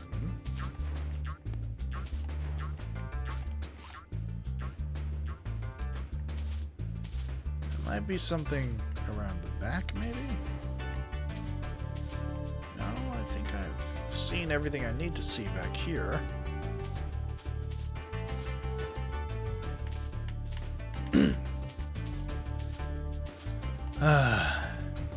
This might end up being another instance of me having to look up a tutorial and feeling both incredibly stupid and incredibly frustrated with 90s game design after the fact. But first and foremost, let me see if I can't, if you'll pardon the pun here, worm my way into my own solution.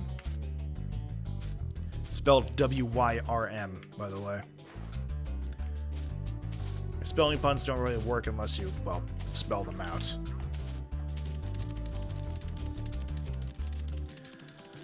My word. Okay. Oh. You know?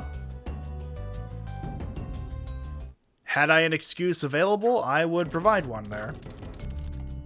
Cannot say I am so fortuitous as to have one.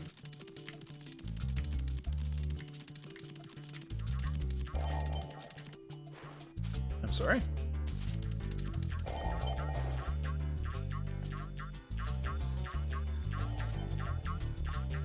Oh, that's a clue at least.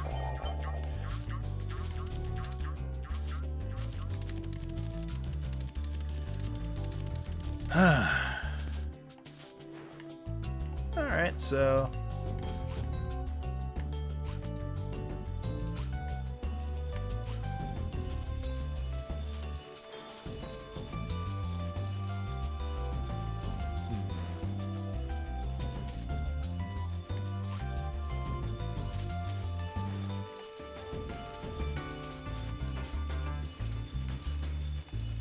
Alright, so... it's pointing me in that direction, at least.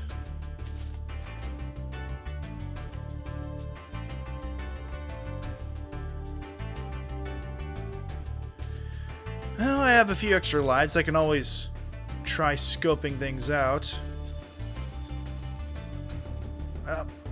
Nope, not so much.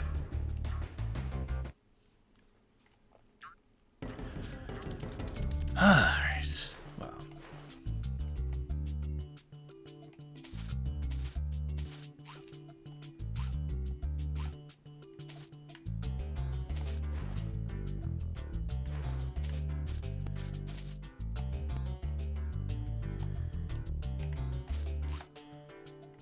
Now, if I had to hazard a guess, there's probably specific jump in tandem with flight that I have to make around here. But for the non-existent love of me, I can't quite figure out what it is just yet.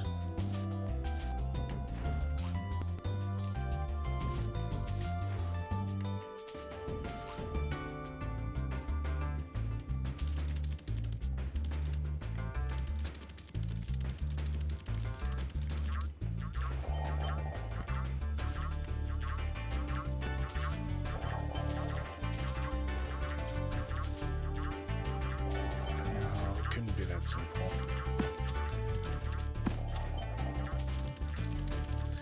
I don't think they would rely on a solution like that if it were purely auditory and not visual, because they usually leave visual clues.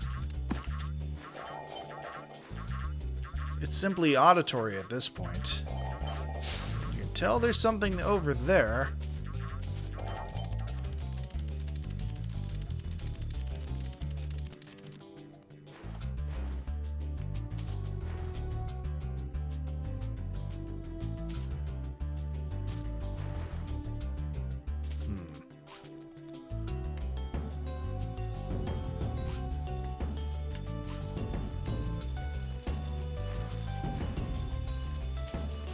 Yeah, I definitely see that ledge. But the issue is how to get over there. Now, if I were to approach it from this Oh, that brings me straight up to the stairs.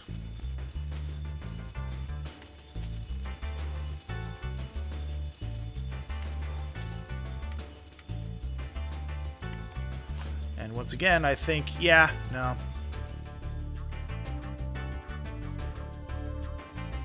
And that's going to be my first game over for the evening. I mean, we made a substantial amount of progress, so it's just going to be a matter of figuring out that last little hitch in an otherwise flawless victory. Thank you.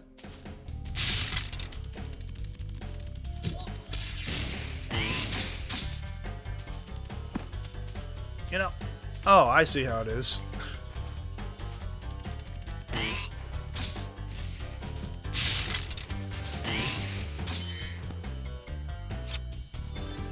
Alright. Well.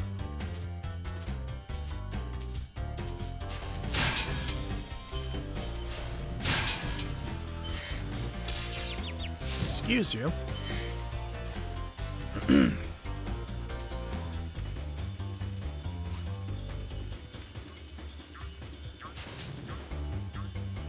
Alright, so, yeah, I see it. I just need to figure out how to get there.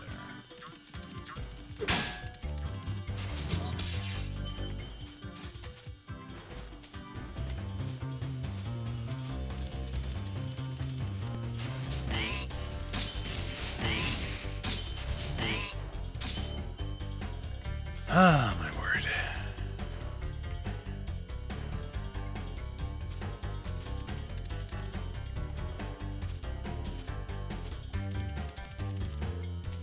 If you would, Roxanne. Yes, you can. Thank you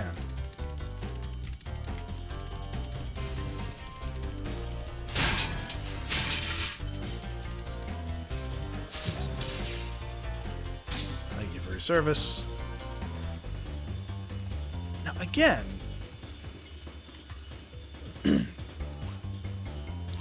I have the distinct impression that the solution here is a lot more elementary than I am making it out to be.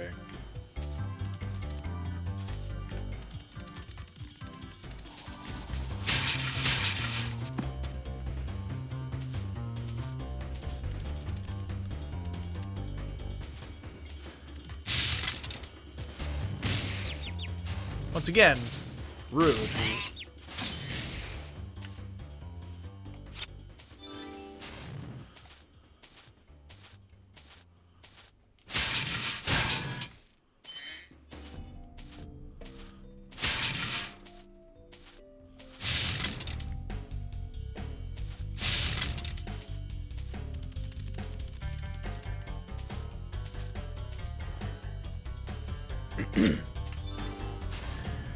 Ah, boy. Thank you.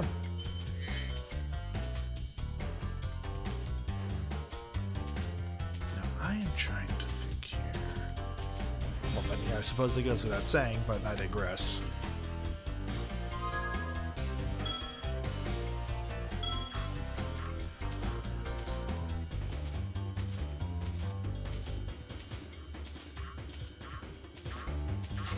Thank you. I think that's gonna bump me up to the gold standard, as it were.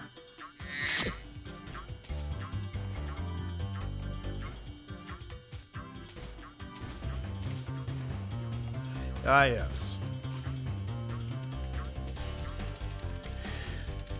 Okay, so that was a question I was trying to think of earlier. For those of you out there who are similarly inclined, rather, the human language logician, learn how to use it sometime. What was a video game, if there was one, that you found yourself facing a great degree of difficulty with when you were younger, and ultimately ended up not really finishing? I know that's not exactly a universal constant when it comes to childhood experiences. Oh, you've got to be... Oh, wait. I forgot. Your cousin, Roxanne52, is also joining us. Gracing us with her presence, as it were.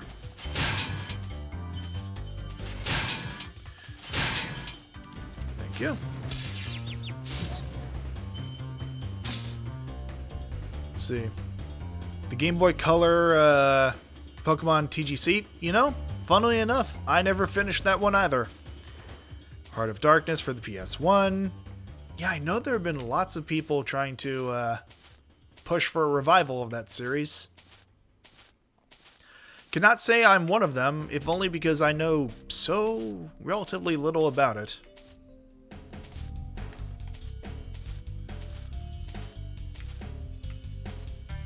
Ah, yes. Top me off, please, Karen.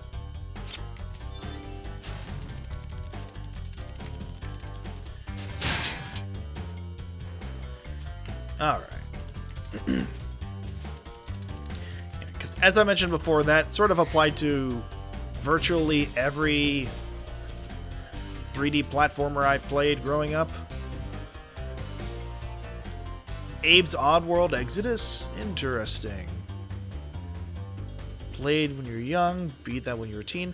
Oddly enough, the extent of my experience with Abe's Oddworld was through the streams of my friend Hunchuan Bats, when he was playing it for the first time as well. I knew next to nothing about the series other than it had its heyday during the, well, the other heyday of the Xbox. I forget if it came out for the Xbox or Xbox One initially, but it definitely hit that particular theme of Xbox. Well, I suppose it did to a certain extent. Look at where Microsoft is now. But Xbox edginess that I felt was very representative of the tone of games coming out for that console at the time. I think genuinely the only things I ever played for Xbox 360 was Halo Reach and Halo 4, if I'm not mistaken. I think I exclusively got an Xbox 360 so I could play Halo Reach. And that was the first Halo game I ever played, now that I think about it.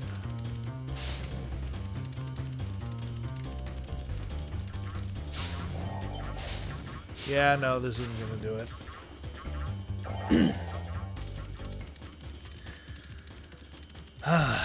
I have to imagine there's something more to this than I am immediately seeing.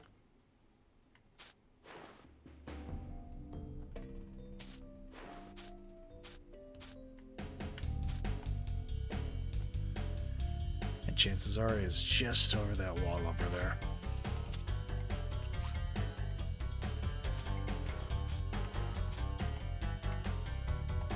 I simply wish I could see it.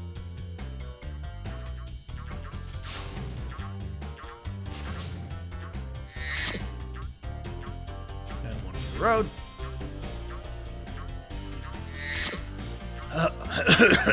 Pardon me. Apparently that's what happens when I'm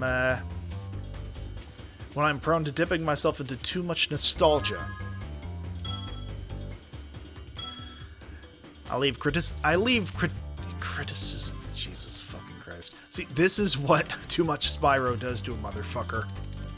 I leave criticism of nostalgia to those who will remain unnamed. Is what I would have said if my mastery of the English language had not suddenly and unexpectedly failed me.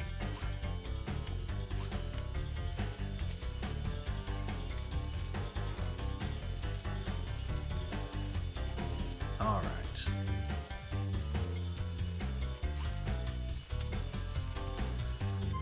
I think we have reached the point where I once again have to consult the powers that be to see if I can't find a sign in the stars, as it were, to help me through these trying times.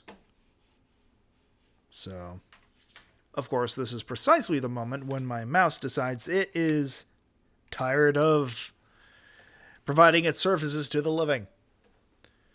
But, yes, I will be back momentarily after I have done some cursory research on the matter.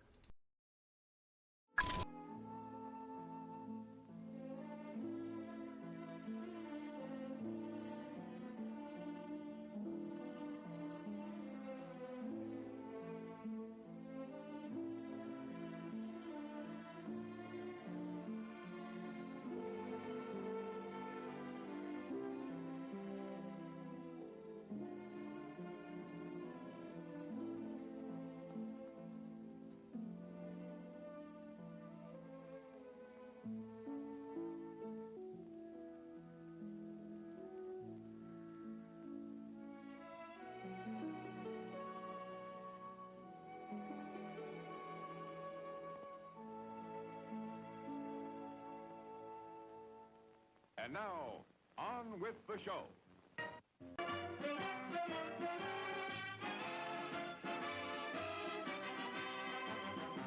Show starts in 8 minutes. Yum, yum.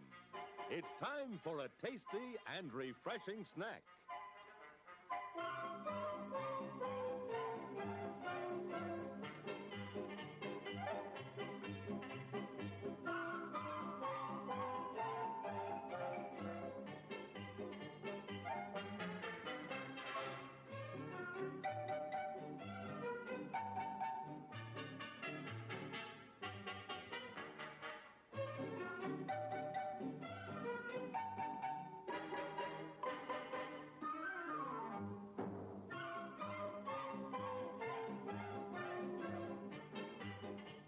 We promise to satisfy your hunger, your thirst, your sweet tooth. So visit our refreshment center now. Let's go! Show starts in 7 minutes.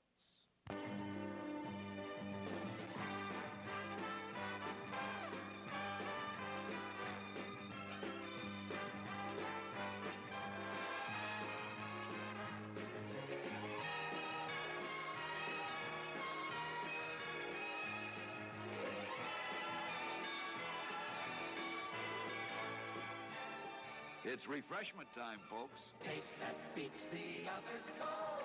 Pepsi pours it on. Taste that beats the others cold. Pepsi pours it on. Yum, yum. It's a meal in itself. Our all-meat super dog. Enjoy one now. Show starts in 6 minutes. As everyone knows, rainbows usually have a treasure at the end.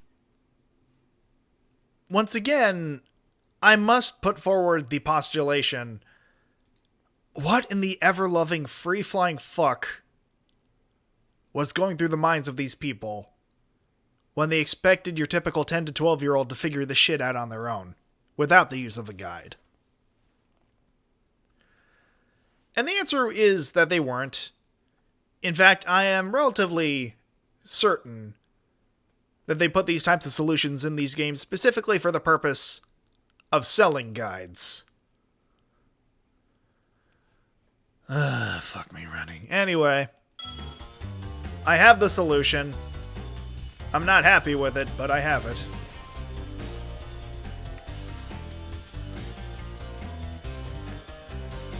You ready for this NASCAR bullshit?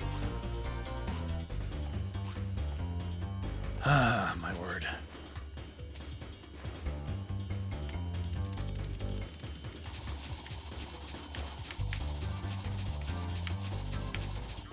Nope, already failed.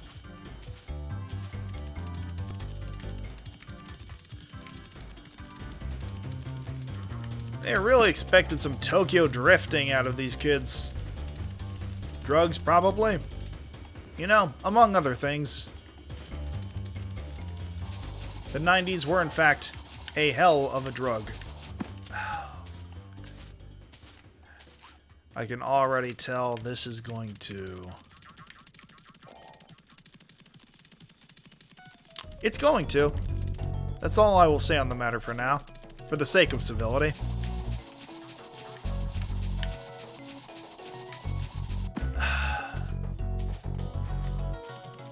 I mean, you can already hazard a guess where this is going, I'm sure. Sputtering out of pure, unadulterated frustration already, and I haven't even gotten to the actual jump.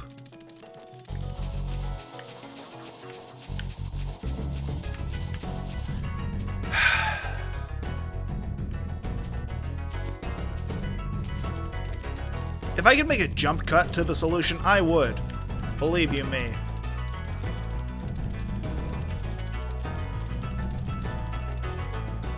In fact, if I had any sort of mastery over the fabric of reality and its passage, then that would solve a lot of my problems, really.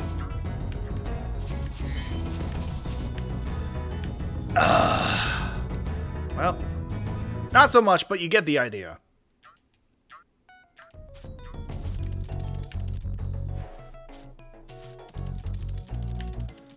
Once again, think about the target demographic for this game, and ask yourselves, in the immortal words of James Rolfe, what were they thinking?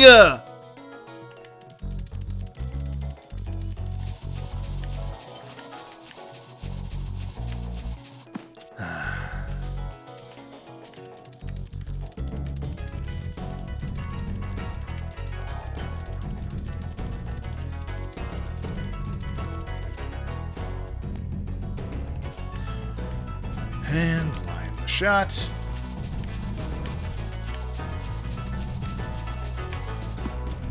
Not so much.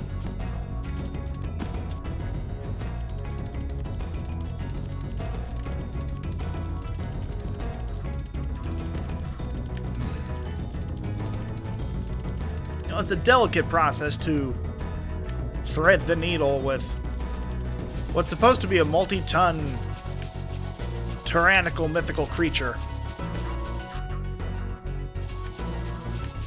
with the power to end empires. Okay. Not as bad as I thought it was going to be.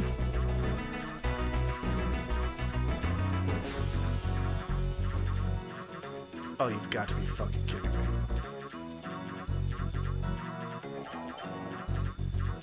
There's sure as shit better be a Roxanne in here.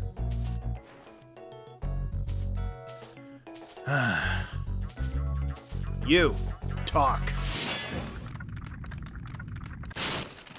You've become a master of the supercharge. Great work. Don't fucking patronize me. Saving!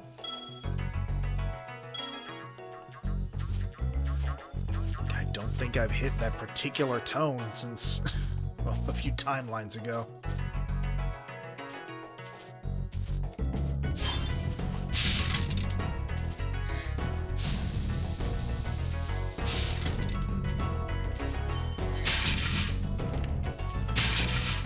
Alright.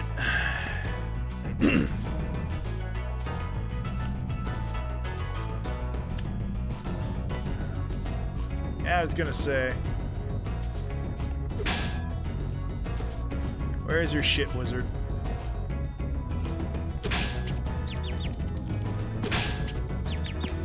Out of the way! Ah, I see. This is the game we're playing, is it?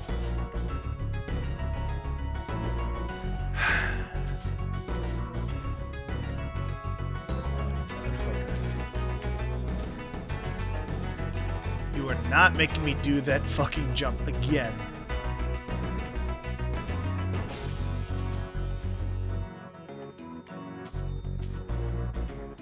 How in the fuck?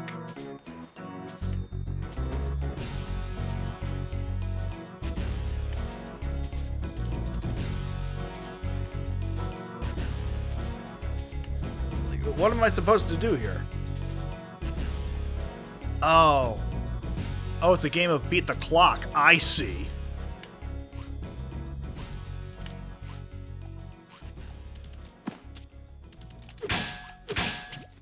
Well.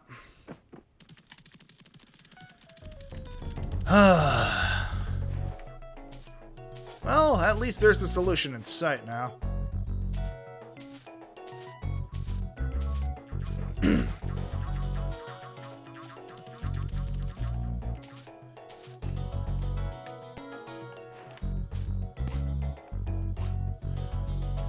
Zero time.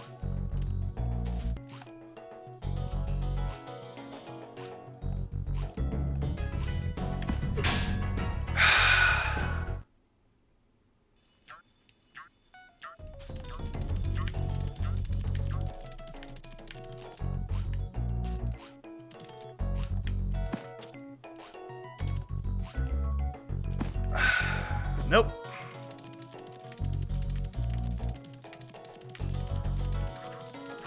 Where am I currently at? 3 lives. I think I can make it.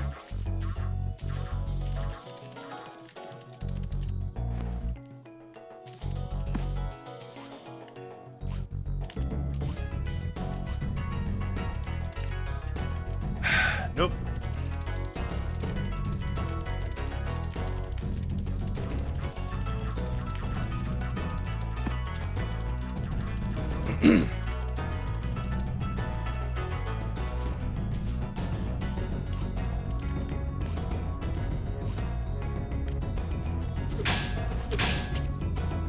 Fun!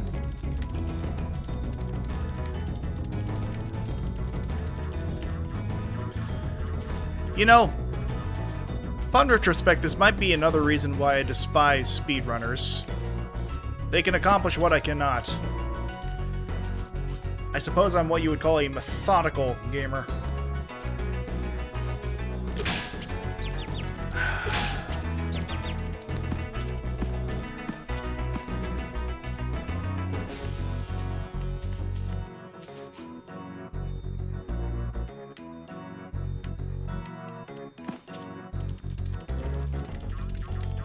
Alright, back to the starting line.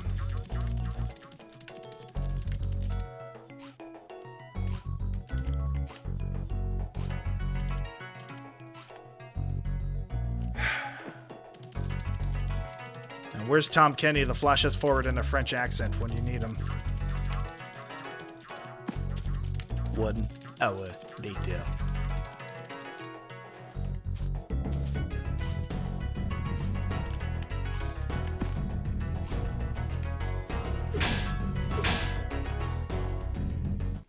Thanks, I hate it.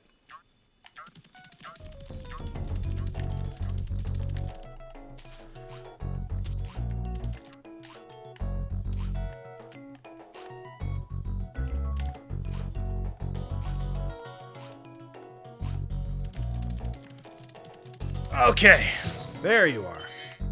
Fuck you.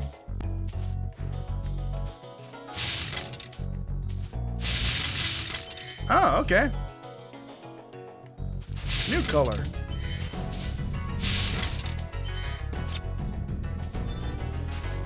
I'm assuming that this makes the flame last longer. Oh.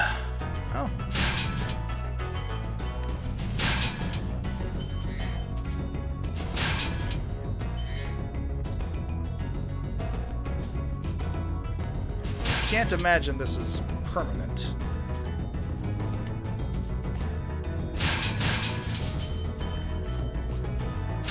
Because why would the game want to be that nice to me? Or is it?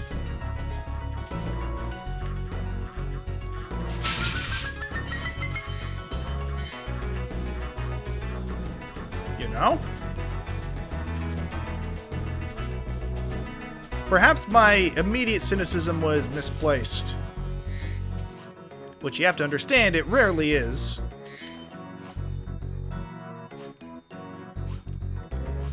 Nine times out of 10, I am insufferably furious with the world because it continues to disappoint me.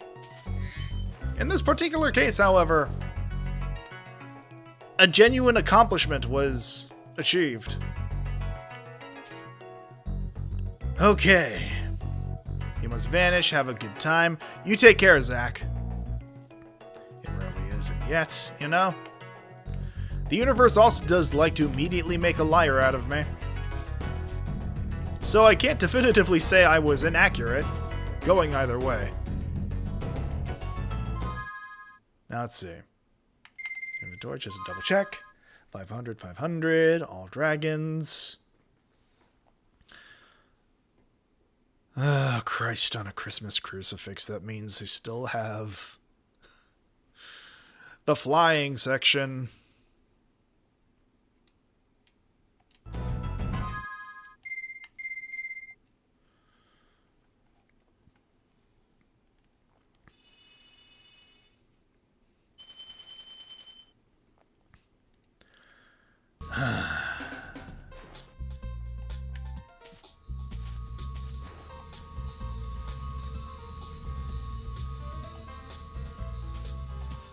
And somewhere around here, there has to be a boss.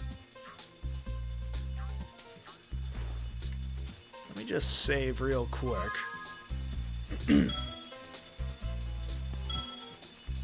And, you, my friend, if you'd be so kind as to bring down the elevator for me.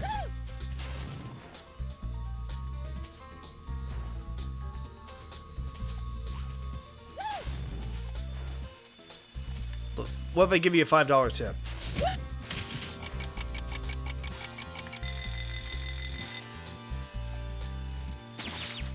Apparently you wanted 10.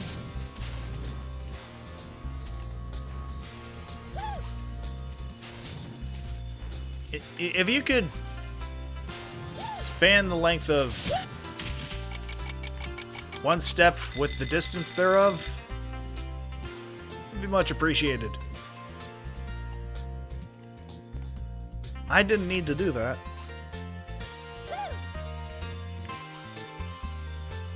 That was all completely unnecessary and served only to deepen the wrinkles in my face.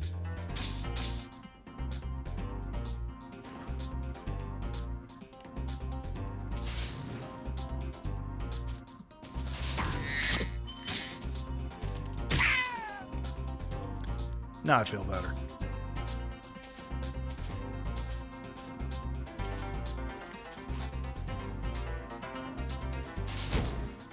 Yeah.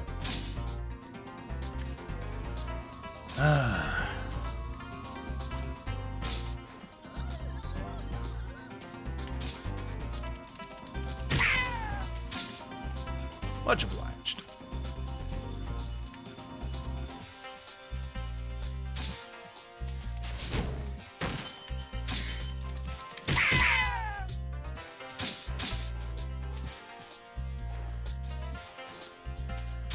Now,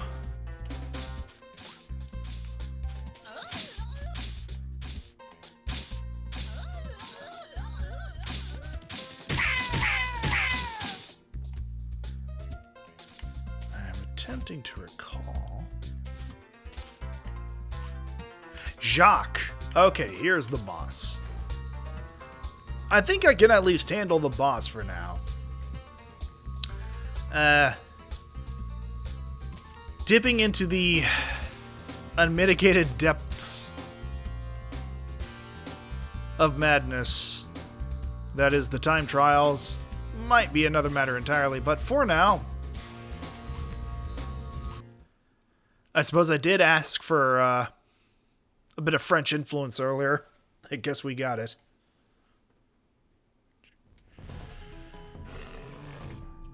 Oh, that's a good sign immediately. What? Actually. No, genuinely, this is... I have no memory of these.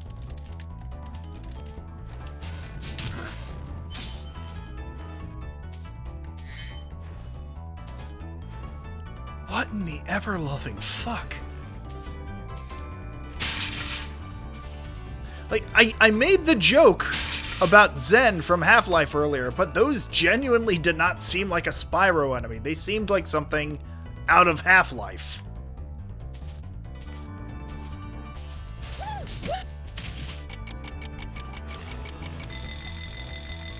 I'm sorry, I'm just processing this.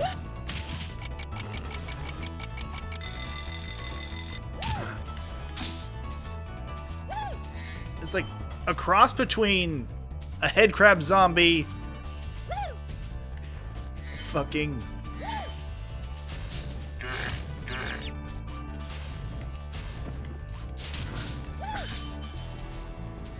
Why can I not remember that character's name? Killer Croc. Reminds me of Killer Croc.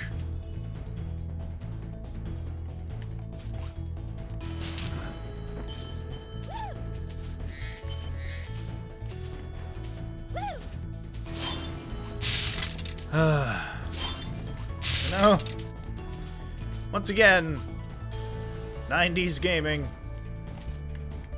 the frontier days of programming, theming,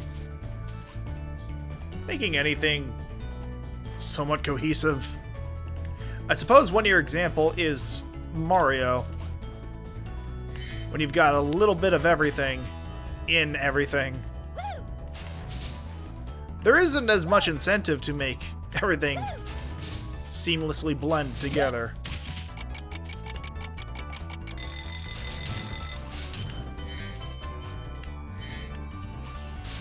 Like, again, what am I supposed to take away from this?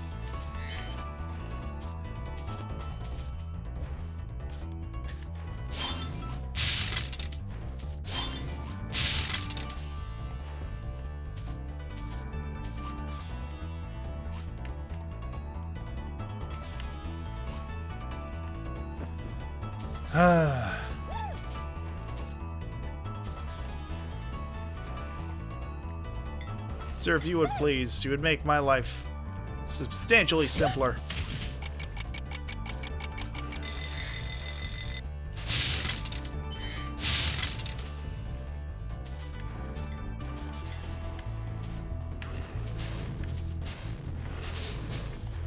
Ah, my word.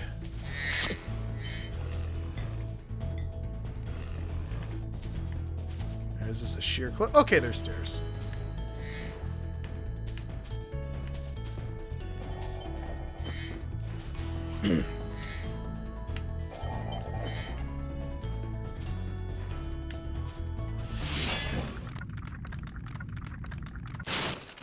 Any advice before this battle? Advice? A wise dragon once told me, aim high in life, but watch out for flying boxes. Huh?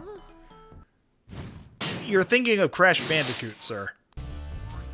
That's the game where you have to watch out for the flying boxes, specifically at the end of the level.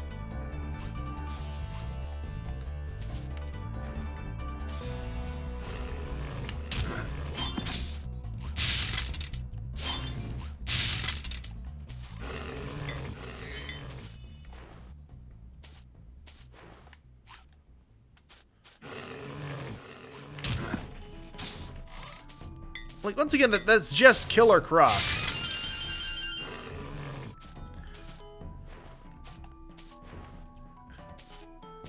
Combined with the thing.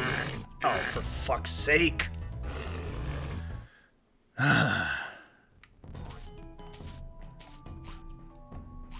Well, life gained, life lost.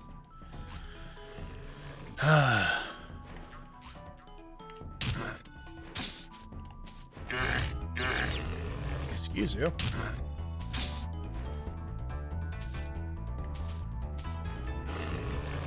Oh, can I just...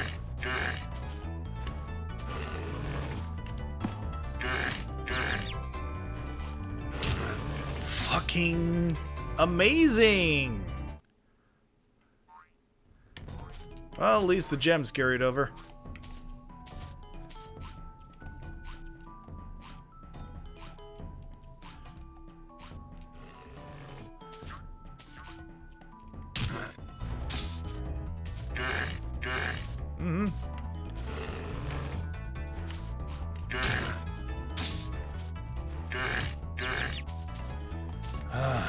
See if I can't get this lined up without killing myself. Sorry, unaliving myself. Alright. Now!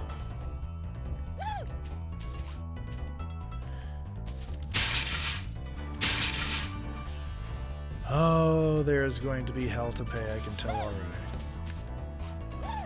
Oh, this is... Alright.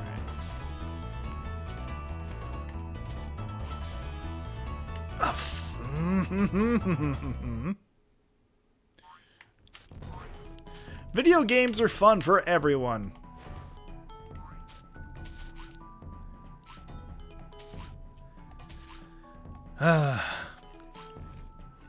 You know, I'll keep you in mind if I'm ever in need of cheerleaders, Gaelic. Yeah, Bubba. Okay.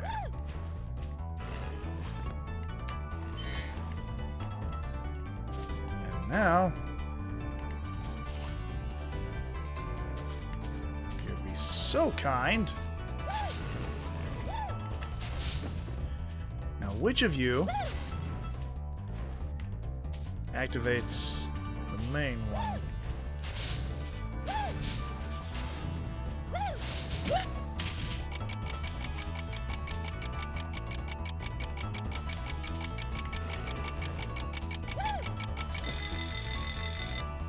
Now I need to get you two lined up.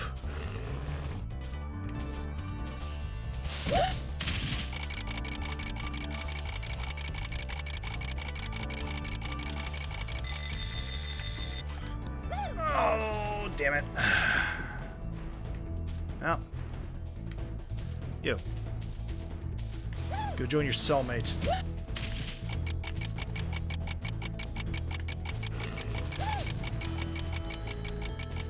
If you would be so kind, line up for the family photo.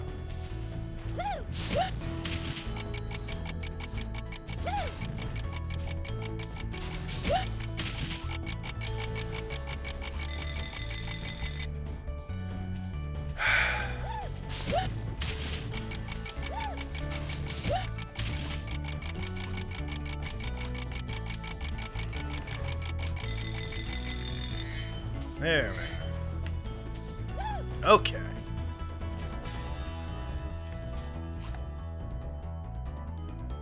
Oh, fuck.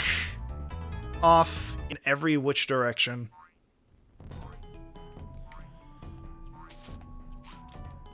That being said, I believe this took me back to the treasure chest, or at least proximity to it. There you are. You believe that direction is down. Thank you for the insightful commentary there.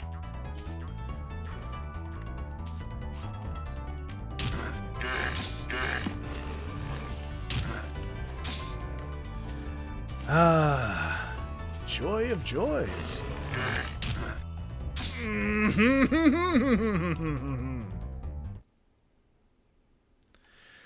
Ah.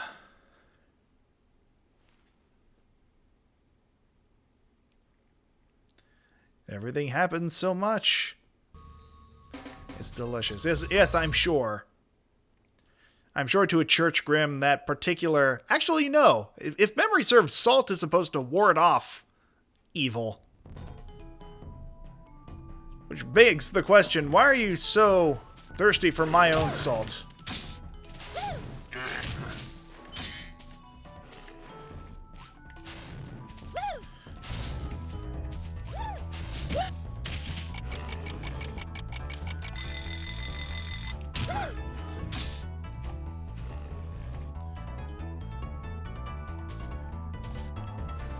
That's right, I never went around this way, did I?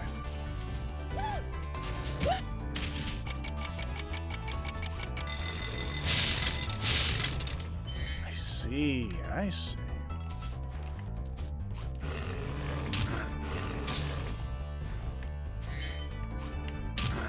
Fuck you very, very much.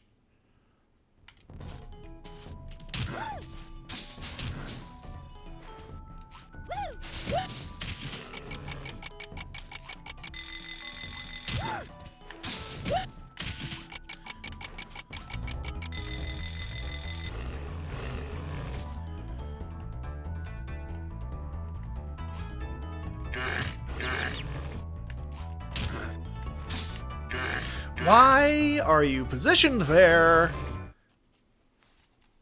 such that I can only kill you by killing myself? I suppose since this level did bring us to fucking Tartarus.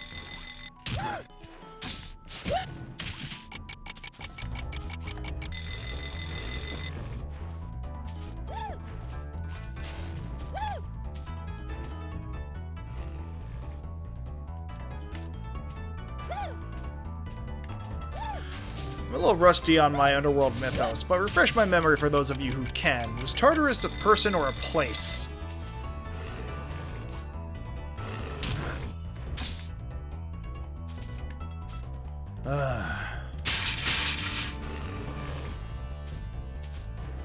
Place, yeah, see, I thought so. Just wasn't 100% certain.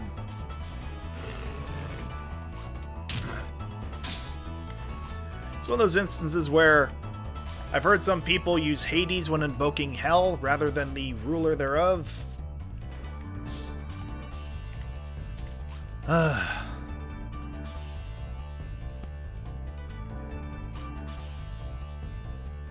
It's both, you know, fair enough.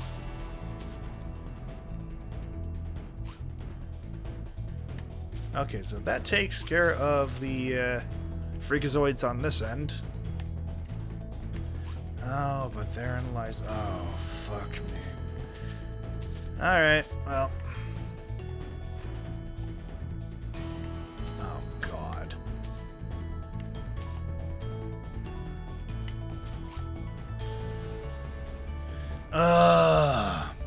Oh, fun, fun, fun!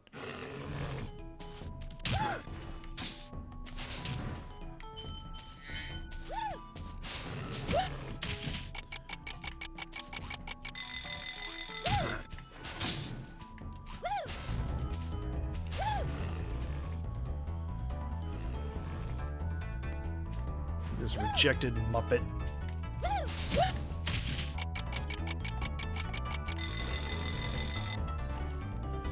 Now I can hazard a guess that the way to get this thing down is to fly all the way over there.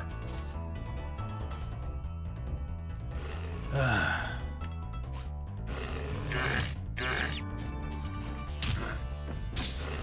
then...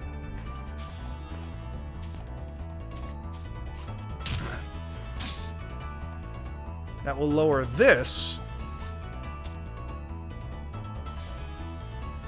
It's both the Abyss and the God of the Abyss. Fair enough.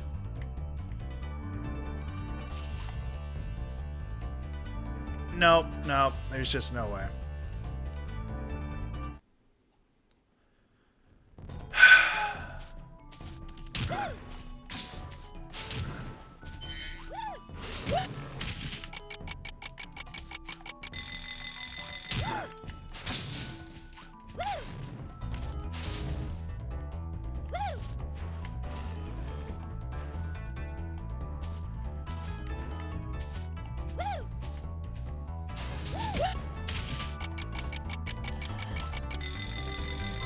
I don't think I can climb up here.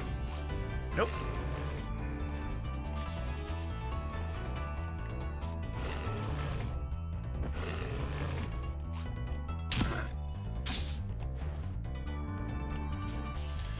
My word.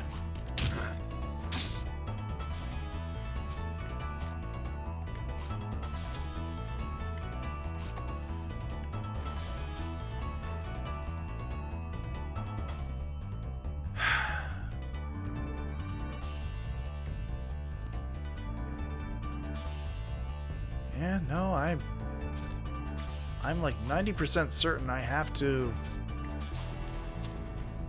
activate it from...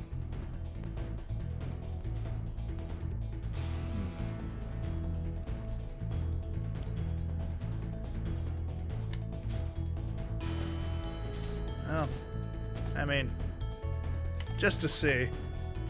Oh, okay. So... you two to stand still.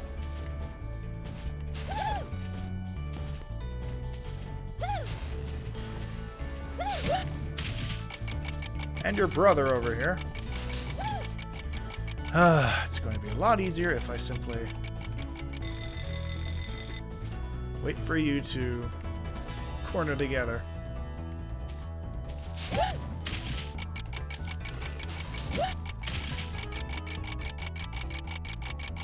No, that doesn't lower it. Well, then what the fuck? I have to get it lowered somehow. If these are not the freakazoids to do it, then... Oh, for fuck's sake. Well, at least I learned something.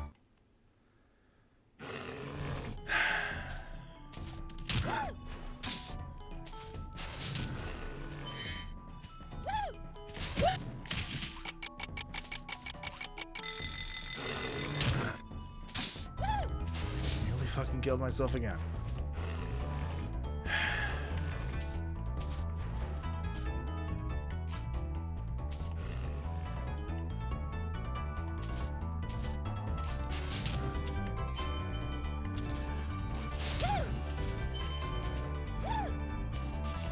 I wonder... Oh, that would be cruel.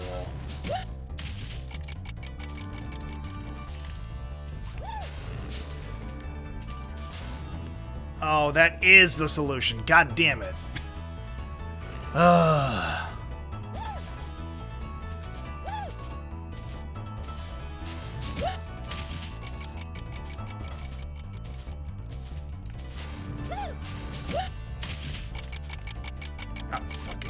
Well.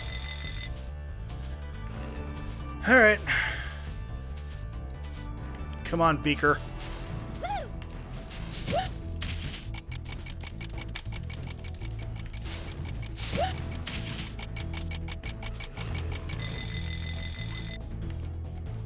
Alright. Now.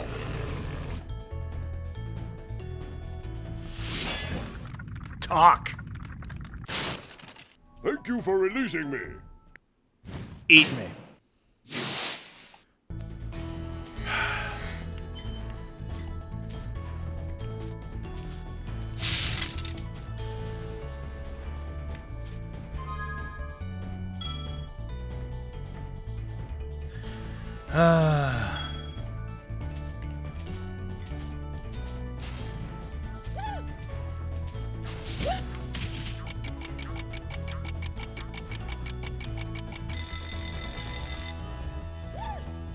Oh, I see.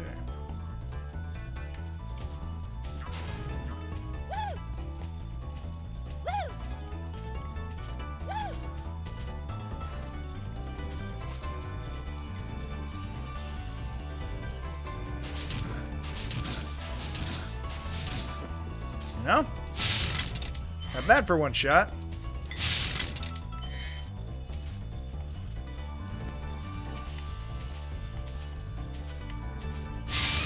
Thank you.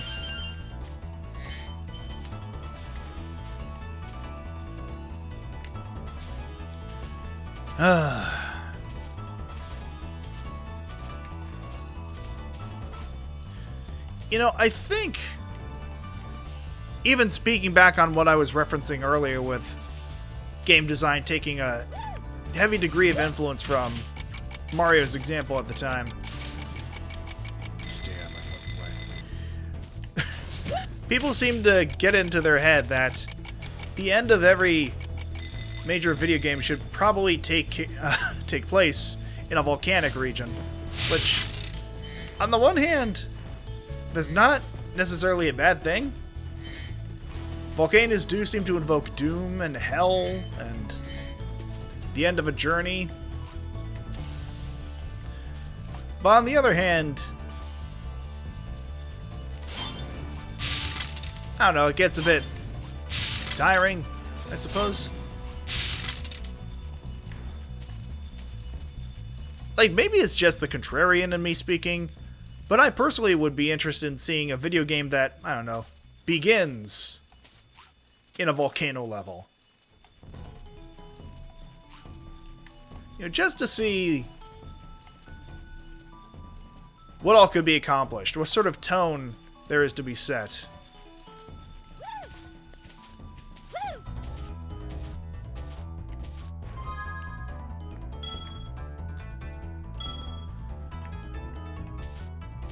Alright. I feel like we want this to end in hell, but we can't ethically do it, so volcano lol. Yeah, I mean, essentially.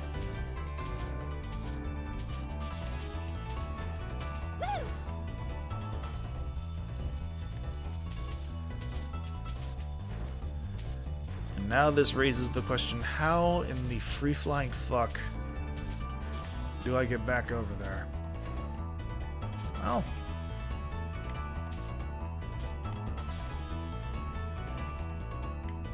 because I don't think there's a way back through the other routes.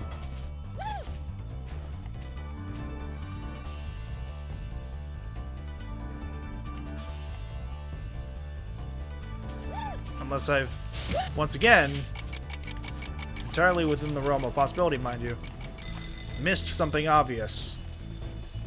Like, for example, the solution to that puzzle.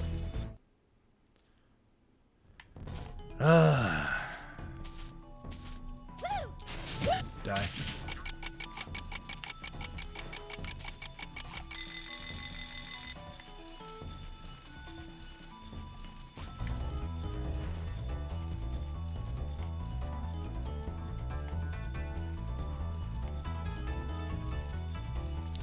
Pray, you know? That's one option.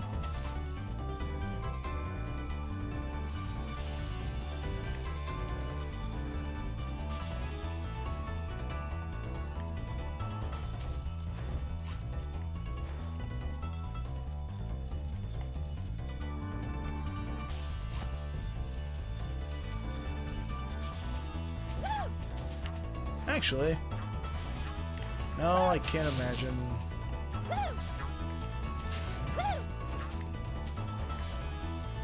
No.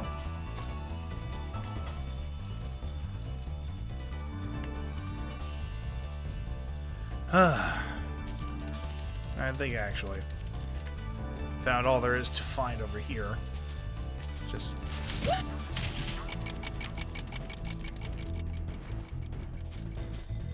ah, fuck it. Let's see if I can make it back this way. Oh, no, not so much. Oh, well. Well, that at least takes care of the gems in that area. And I can move forward with the boss proper.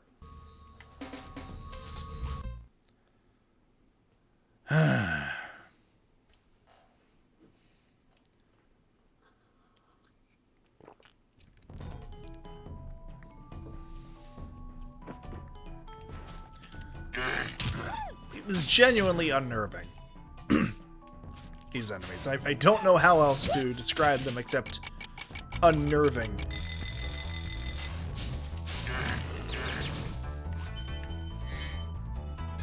What was the big sigh? Penny for your thoughts? Just the gradual slog of progressing through this level, I suppose.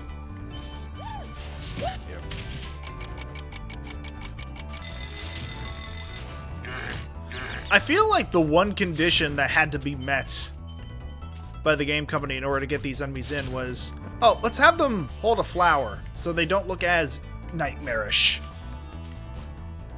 So they aren't as likely to become the sleep paralysis demons of the children playing this game.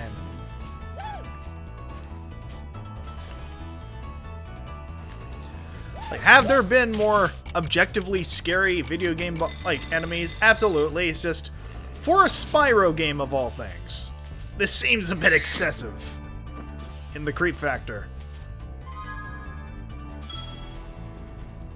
Alright, now, Jacques.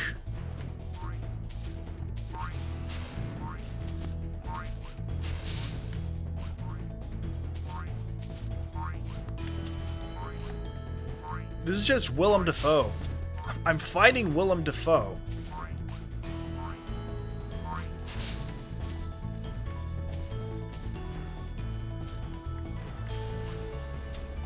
Willem Dafoe is, in fact, my foe.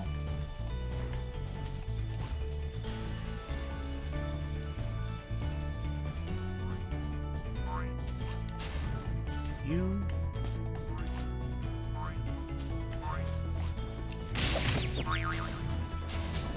What?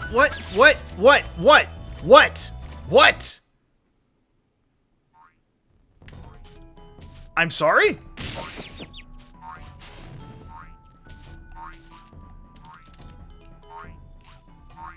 Qu'est-ce que c'est cela?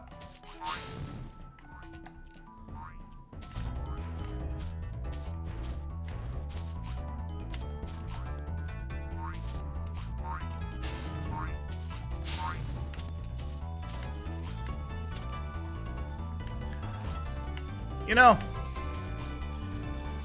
I suppose I should have given up trying to make any sense of the enemies in this game or how they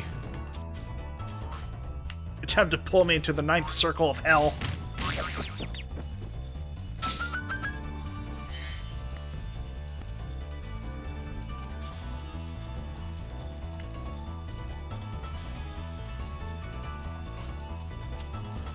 $425.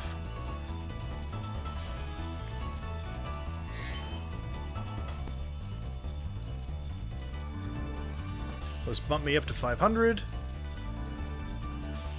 Okay.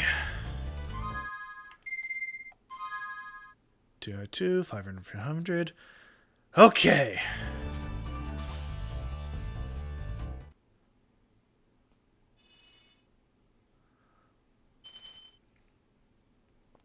And now I am left with literally no alternative than to go after the time trials. If I want to 100% this world. Of course, want is a strong word.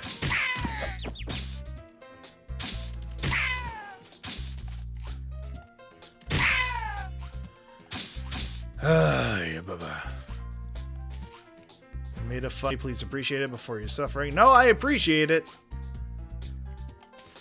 What I don't appreciate is having the Green Goblin kick my shit in at the very last second after his death.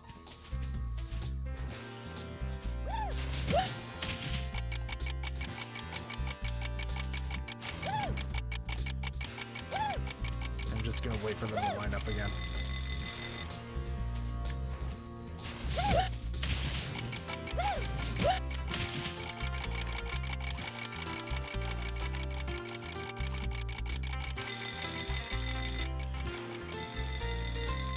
Penny for your thoughts. There's a continuation on Discord. Oh, see, I can't really tell when I get Discord notifications because I have those turned off for streamer mode. Icy Flight. Just need to prepare myself mentally for this.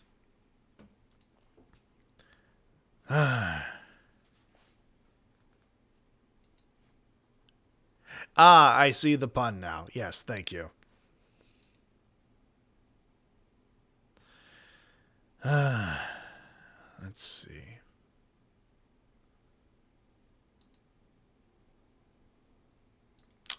So, I suppose even for my own mental stability, I do need to step away briefly before I delve straight into this once again, so you will pardon me while I take care of a few things off screen, as it were, before... Yeah.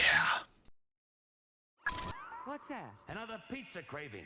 Just thinking about Tony sets it off. Oh, where are you going? He's going to get a Tony's Pizza, and I follow him anywhere. Does your stomach send you pizza craving signals? Oh, wow. Tony's, the Pizza Cravers Pizza. Available at the concession stand.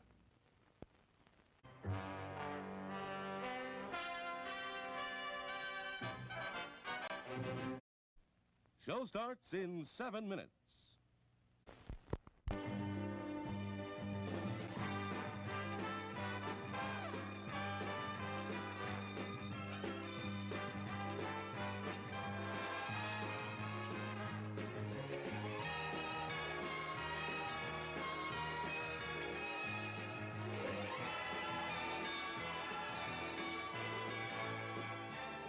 It's refreshment time, folks. Taste that beats the others cold. Pepsi pours it on. Taste that beats the others cold. Pepsi pours it on. Yum, yum. It's a meal in itself. Our all-meat super dog. Enjoy one now. Show starts in 6 minutes. Men, there's a drive-in movie full of juicy people. Wow! It's a trap! Help! It's Pick! We've had it, men. A pleasant aroma for you, but not for mosquitoes. Pick is easy to use. Light it and forget it. Pick's aroma keeps mosquitoes, gnats, and sandflies away. Pick is the best protection for barbecues, fishing and camping trips, or just relaxing in the yard. So if you don't want our company ever anywhere, just light Pick and see what I mean? Bye! Pick is on sale at the refreshment stand now.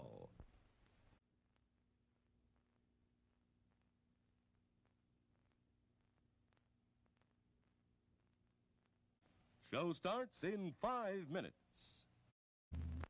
A cup of whipped hot chocolate tastes great right now. Carnation's Cocoa Supreme, the delicious hot chocolate drink with the light, delicate flavor you like. Wouldn't a good hot cup taste good right now? Ask for a cup of whipped hot chocolate at our snack bar.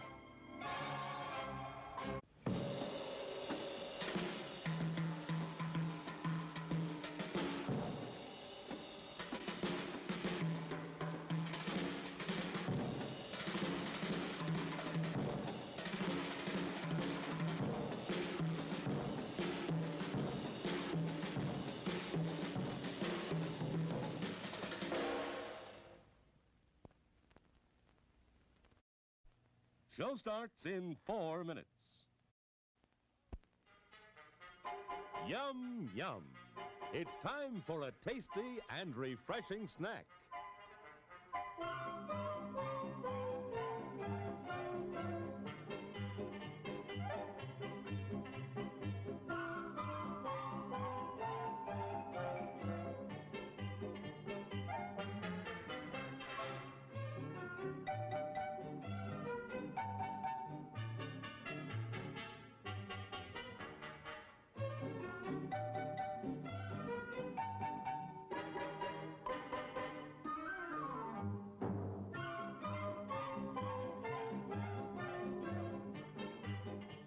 We promise to satisfy your hunger, your thirst, your sweet tooth. So visit our refreshment center now. Let's go! Show starts in 3 minutes. Popcorn, candy, hot dog, popsicle. Oh boy, Santa orange.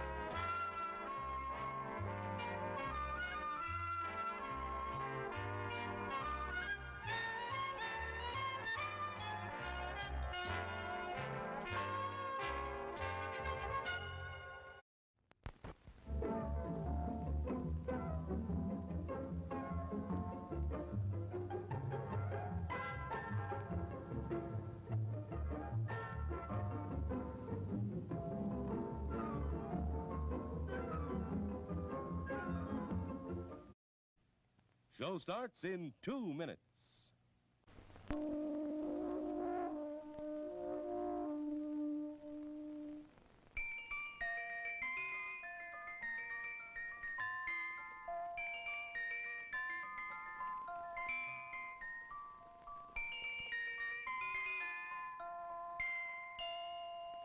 Now listen. Now listen. Now listen. I'm the Dairy Queen. Won't you come with me along the milkshake way? I've got lots of good surprises, fresh and yummy for you every day. There are malts and shakes and sundaes too, whenever you stop. And of course your very, very favorite, the cone with the curl on top. You don't have to just dream about Dairy Queen. Your favorite Dairy Queen treat is a refreshing reality. All right. I suppose I have delayed the inevitable long enough. Let's do it to it.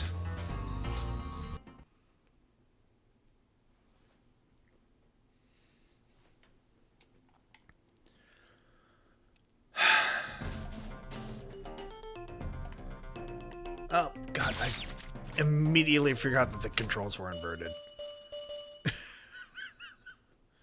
Well...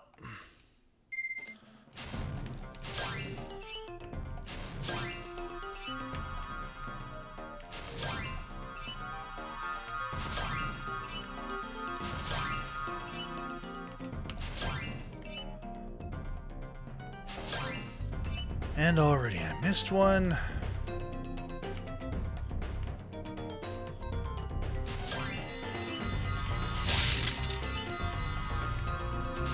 Oh, this goes fast. Oh.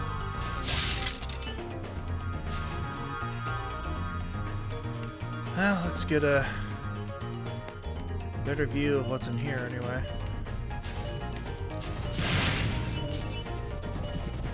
Oh god, these airplanes are gonna be fun.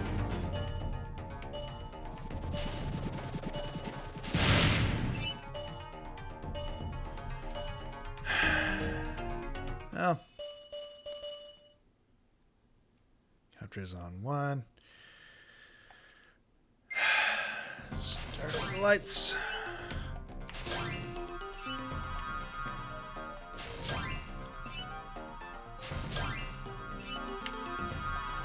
Oh no. Well, we are going way too fucking fast in this one already.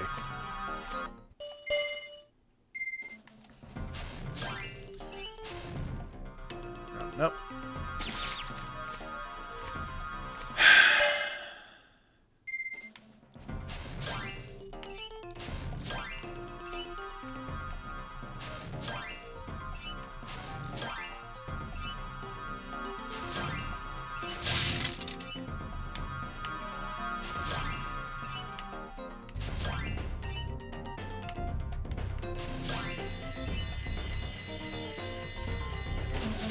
Oh, for... No.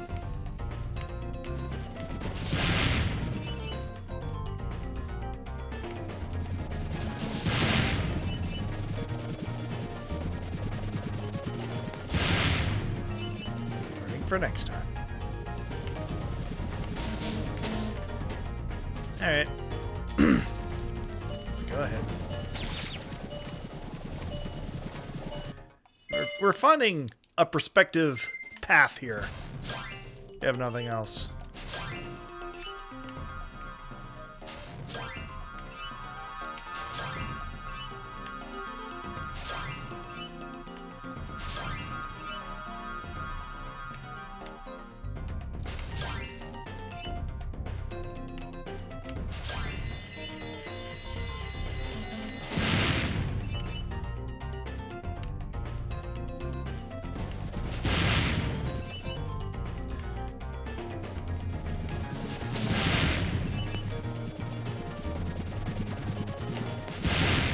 Not so bad. These guys seem to remain relatively static.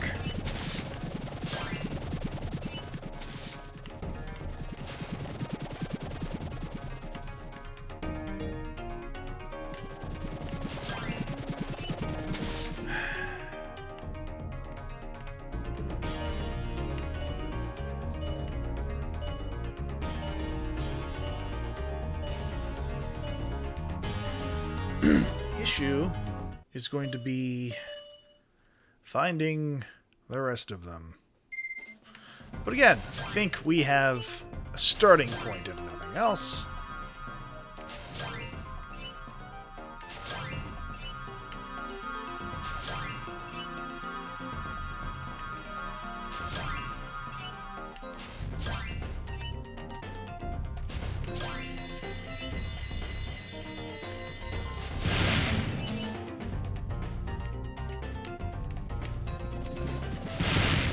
Oh, well, I think these are the other helicopters.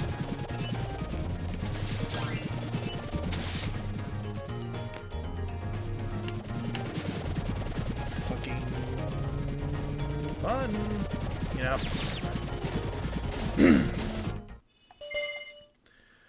Okay, there's something gradually coming together here.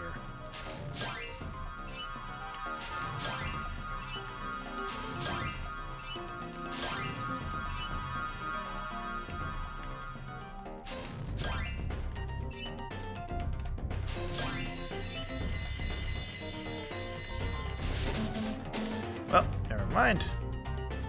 That was dog shit. It's nightmarish. What the fuck? Yeah! Yeah, it is. I mean, I will say the one source of comfort in all this is that the lighthouses remind me of the coastal towns I used to live in when I was younger. I have developed a specific fondness for coastal towns.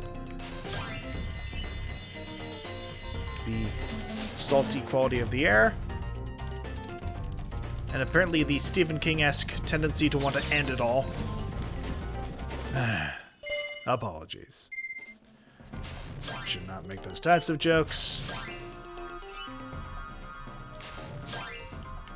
Well, I suppose, then again, I am functionally immortal, so I'm one of the few people who can afford to make those types of jokes, but I digress.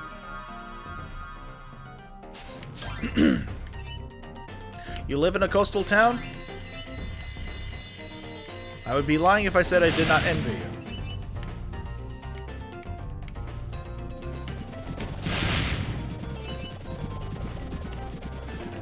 But yes, I spent a considerable number of years living near the ocean, and I would be lying if I said that I did not sometimes miss living there.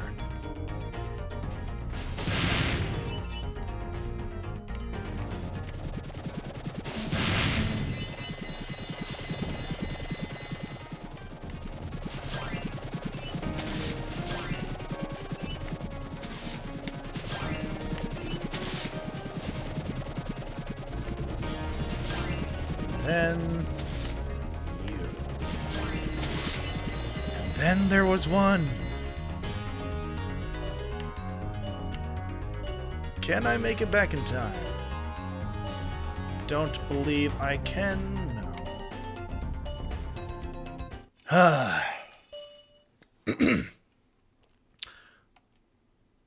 There's a path here.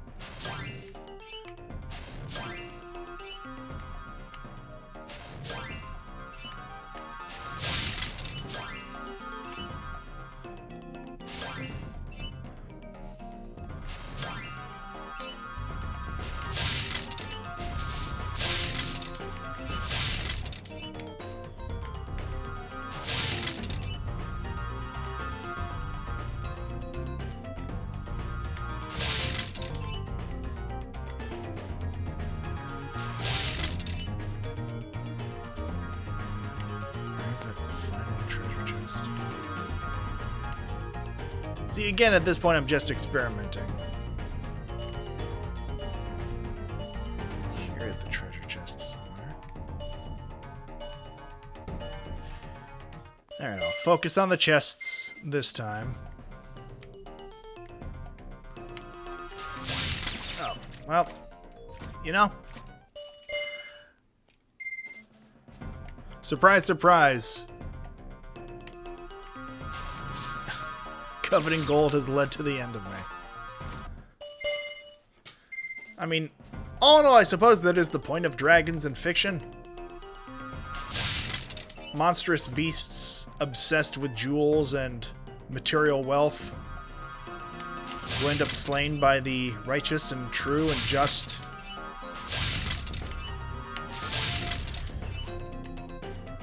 It's been rather interesting to see other interpretations of the whole dragons coveting treasure trope.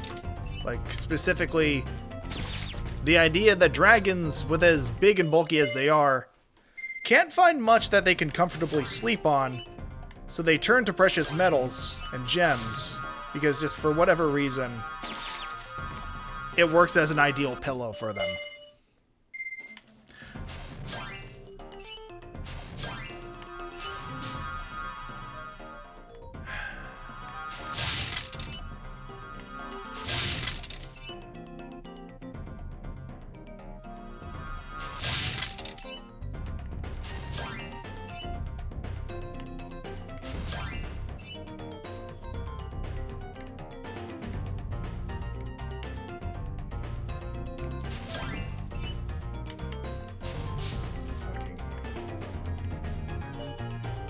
I haven't found all the treasure chests. Is that the last of them? Nope. Well, it might well have been, but It was the end of May.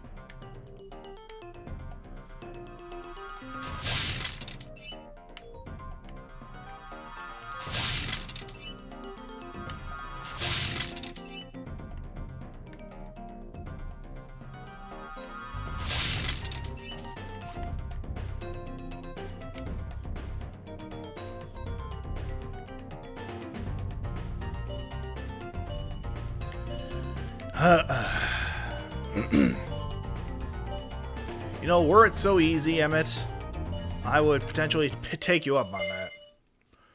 Unfortunately, this is a not-so-simple world we are currently living in for multiple reasons, most of which I'm sure I do not need to elaborate on. Suffice it to say, whenever it is in the realm of possibility. Okay. Time for a drink.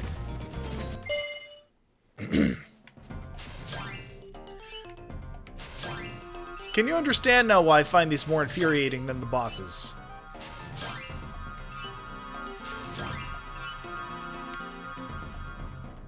Oh, I've already lost my way.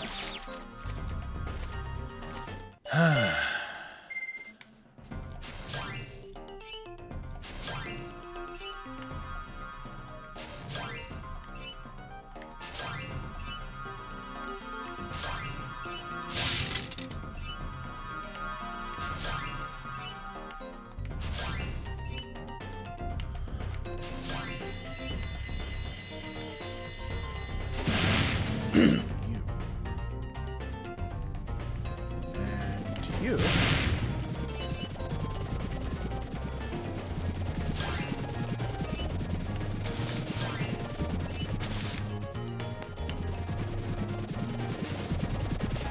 Oh, you've made me lose all the time. There we go.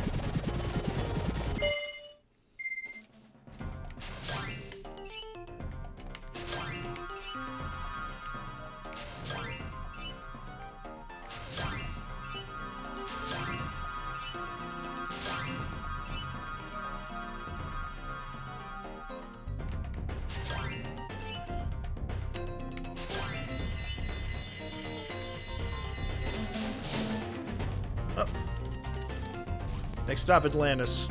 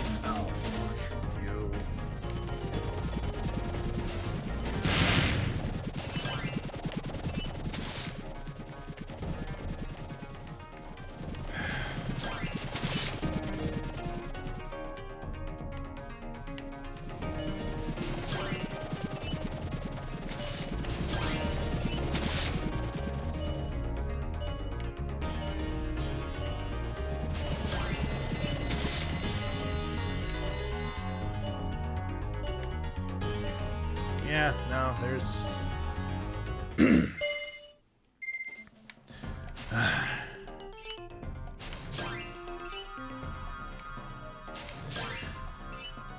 But yes, as I was attempting to elaborate on before, lighthouses remind me of coastal towns. Coastal towns bear a significant degree of nostalgia for me. Spent many, many good years living near the ocean. That brought with it a lot of unique experiences. Gaining a taste for seafood, enjoy being within walking distance of the beach. The aesthetic overall was enjoyable. I say as I plummet to my doom.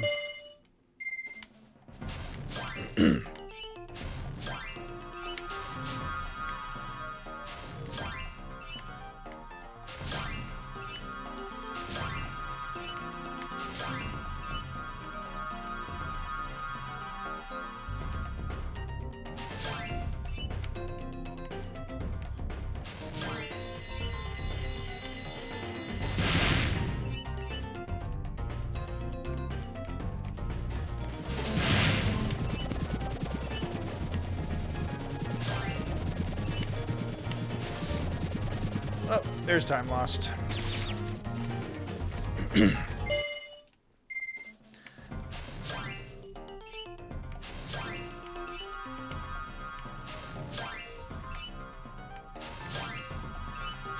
once again, this brings me to my unabashed hatred for speedruns in video games. Just trying your damnedest to squeeze past every polygon and pixel for the sake of meeting a specific time. That's not enjoyable. That's frustration. Video games are supposed to be enjoyed. The point of any game is to win, yes, but ideally there should be enjoyment in the process.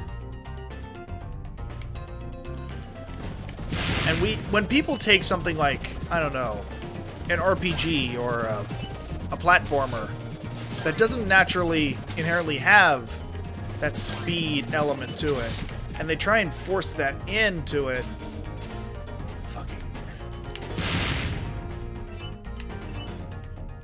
Can you let me into the tunnel, please? It's just, to me, it takes the fun out of a video game.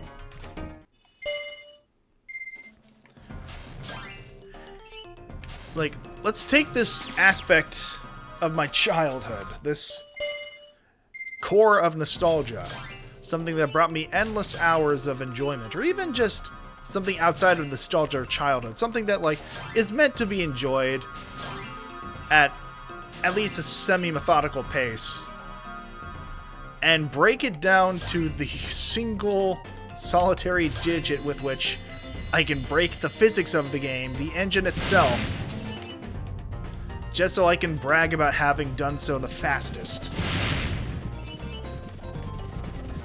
That, to me, is the death of artistic integrity in video games. The death of just pure enjoyment.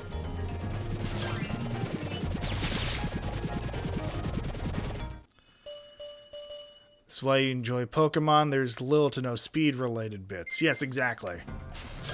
Outside of the occasional mini-games for, like, I don't know, contests or Poke Olympics or whatever the hell they'll include in the next generation, minigame-wise. And even then, I never really bothered with those, because it wasn't really integral to the overall larger plot or gameplay aspects, or gameplay philosophy, I suppose. Game design philosophy. You get my point. It's good that there are options in there for people who want to experience those things, but by and large, not for me. I've already fucked up the barrel section.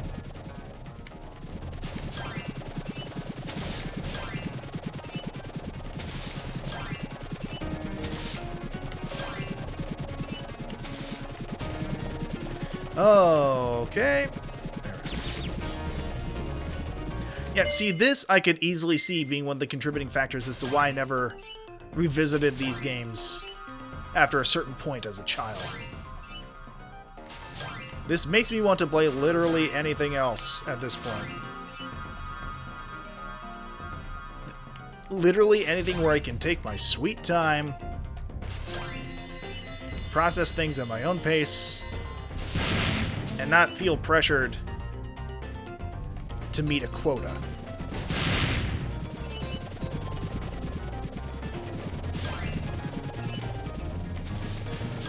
I think that's another reason why I never got into things like The Sims or Animal Crossing or any other games that simulate life, as it were. Because growing up, I played video games as a form of escapism. Not to simulate the stressors in my life.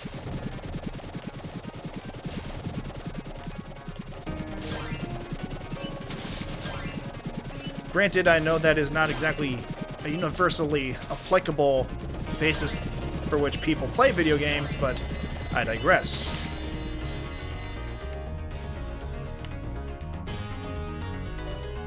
I definitely could have done better there.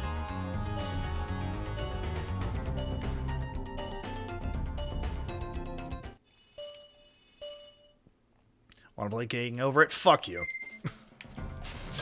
Fuck you. You know what you did.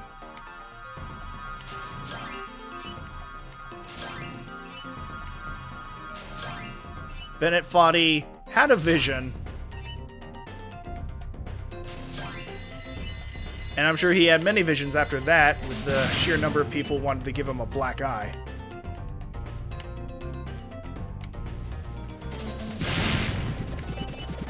I can only imagine how horrific a co-op version of Getting Over It would be. Well, then again, isn't that Chained Together, the game that literally takes place in hell?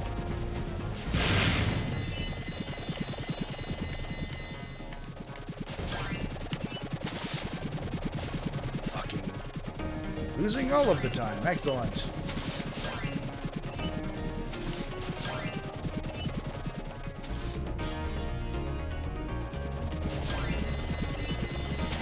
Oh, for fuck's sake.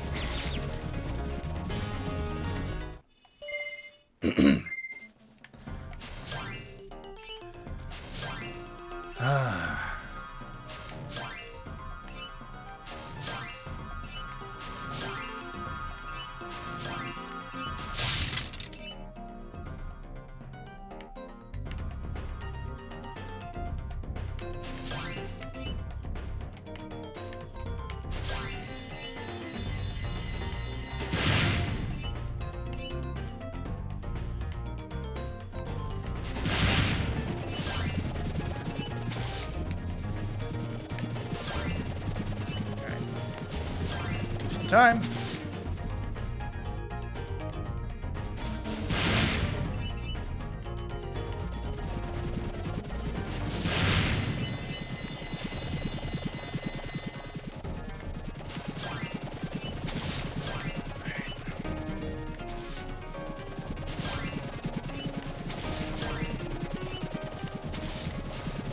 Fuck. You know what? I'm just gonna keep going. See if I can't, find a quicker route to the treasure chests.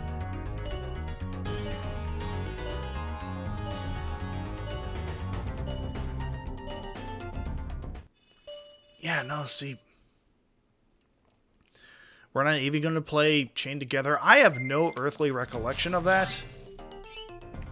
Admittedly. But then again, given the number of stressors I've seen in my life, I would not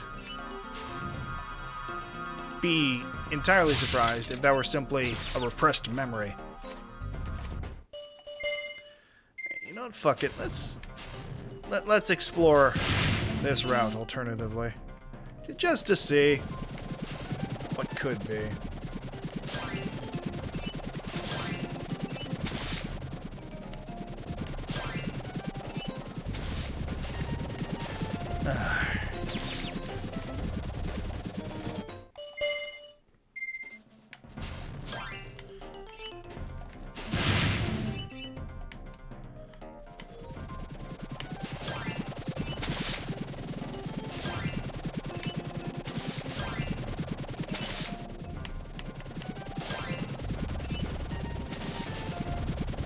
Fuck you.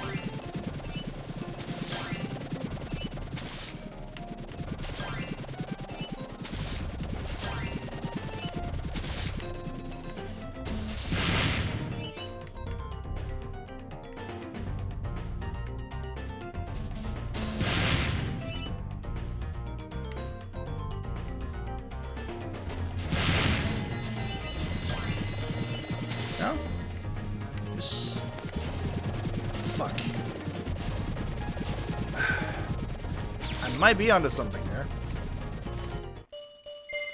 Push to affiliate stream when? Good question. Next question.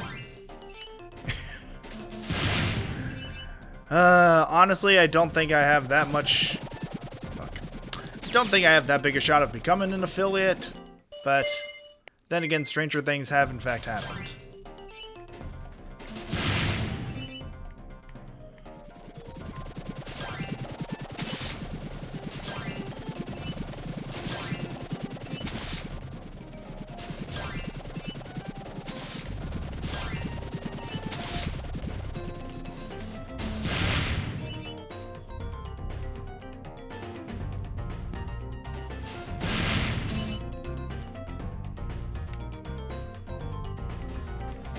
Oh, well, there's that.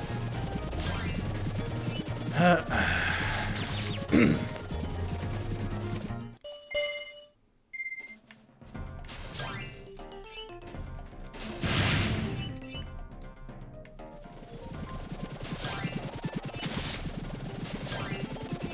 think I might have found my stride here.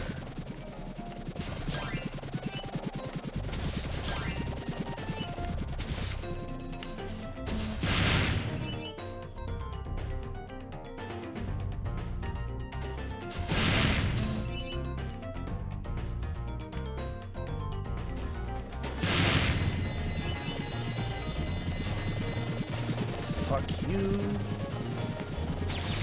In the water. Get in the water. Get in the water.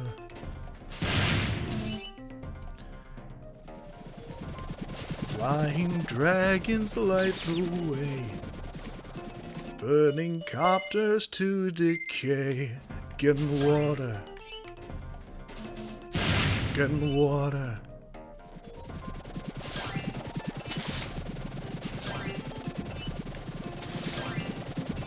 Orcs and goblins, fairies too.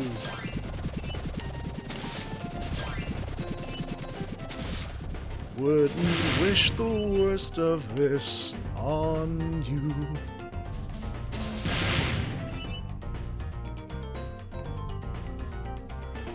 Music will live for the evening, I suppose.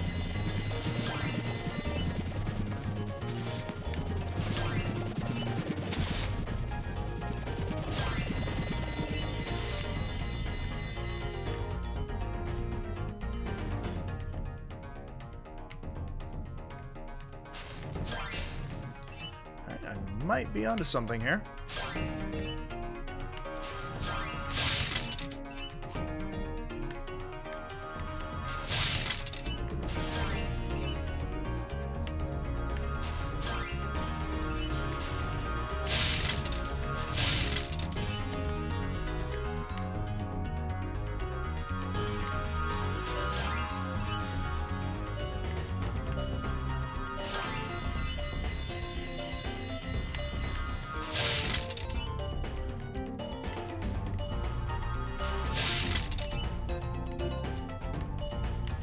Alright. So I think we have a path. Oh, well, we did. Okay.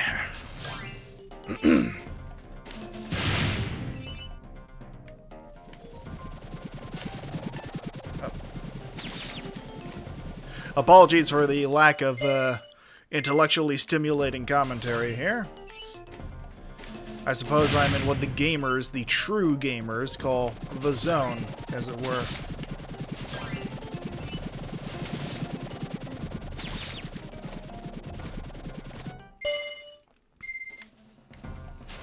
Whether that be Twilight or Cal is yet to be determined.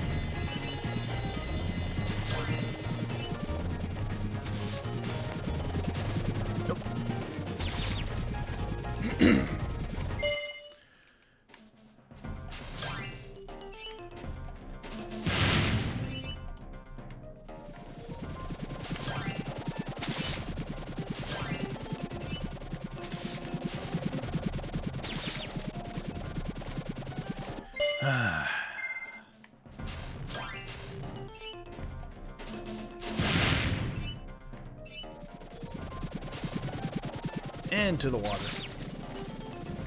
Just keep swimming, just keep swimming, just keep swimming, swimming, swimming.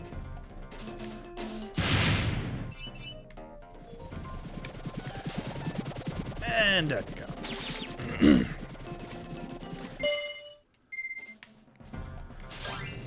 See, this is the type of mindset I feel contributes to...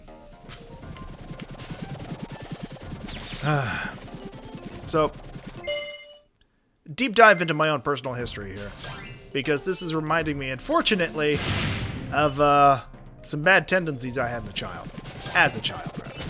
So, I used to take piano lessons. I would say from the age of 10 all the way until I was 18 and had to move away for college. And when I was first learning the piano, I had an unfortunate tendency of, every time I made even a minute mistake while playing a song or practicing a song, I would start the song all the fuck over again. And that in and of itself isn't the worst thing. The problem was this carried into piano recitals, where even when I was in front of a crowd of people, if I made even the most minor mistake, I would say under my breath, sorry, and start the song over again. And I feel like that's the type of behavior courses like these promote. Where even the most minute fuck up, and you have to go back to square one. Which isn't really all that applicable in real life. They say that video games help to train things like hand-eye coordination, but I don't really see there being much practical application when you have games like these training you into believing that even the smallest offense is worthy of revoking any and all progress. I'm just feeling particularly spiteful about this, I suppose. I'm sure some of you will forgive me. And for those of you who do not, well, you're on the list. You already know you're on the list. If you're asking what kind of list that is, probably not on the list just yet. But you will be. Eventually you all will be. That's the type of behavior that got you an autism diagnosis? I mean, you're not inherently wrong.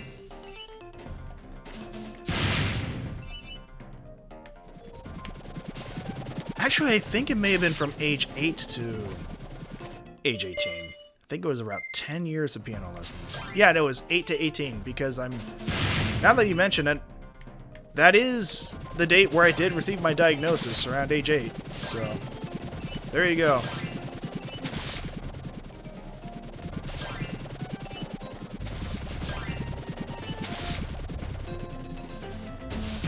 I'm not one to believe in prophecy, but goddamn neurodivergence certainly has its calling cards.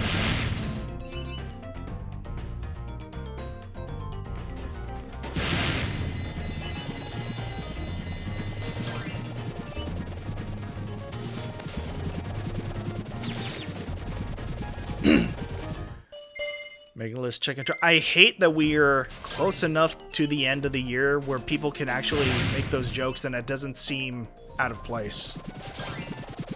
I hate it. Where did Halloween go?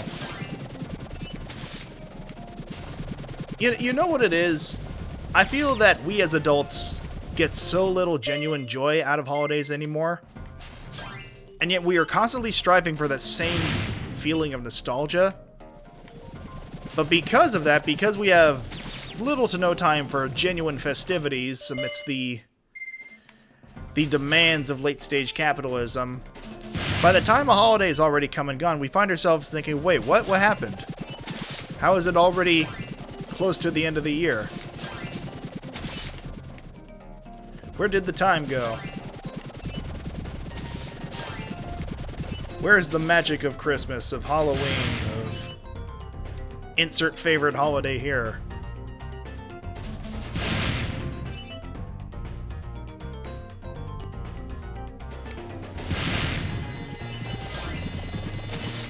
Often enough, we find ourselves in these logic loops while forgetting, I'm an adult. I can literally go out and buy Halloween candy whenever I want.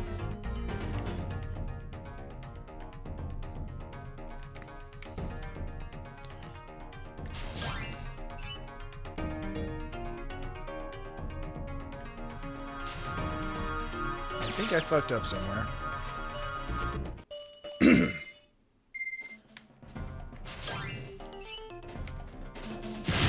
Or maybe I was just overthinking things again. That does tend to happen fairly frequently.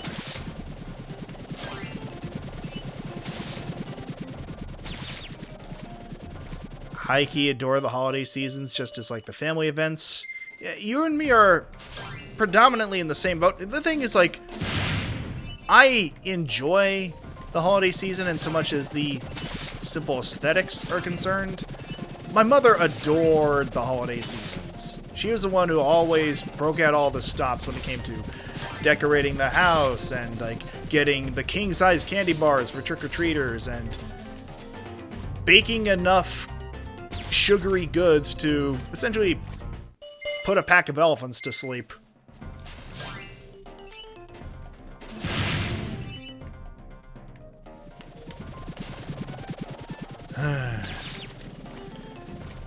And I swear to God, every Halloween, every Christmas, you could see our house from space when compared to the others in the neighborhood. Actually, fun fact, that actually plays a bit into this next story. As I'm sure some of you can probably imagine, I was a difficult child at times. Shocker, I know. And so getting my sibling and I to go the fuck to sleep on Christmas Eve, say for example, proved rather difficult. Or at least in my case. So, one Christmas Eve, from what I recall of the initial telling of this, my parents, finding it difficult to get me to sleep on Christmas Eve, they put me in the, in my usual infant car seat, and, drove into the larger nearby town, because we lived in a mountain cul-de-sac.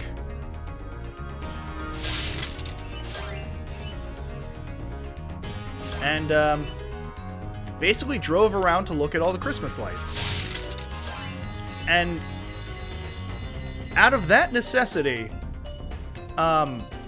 it became a holiday tradition where, every Christmas Eve, we would drive into the nearest town, and look at all the Christmas lights in the neighborhoods of that town. And you know, it's actually quite fucking fitting that with a story of holiday nostalgia, I managed to find my way through the darkness of this accursed fucking level. Try again? Hell no. Okay. 10,500.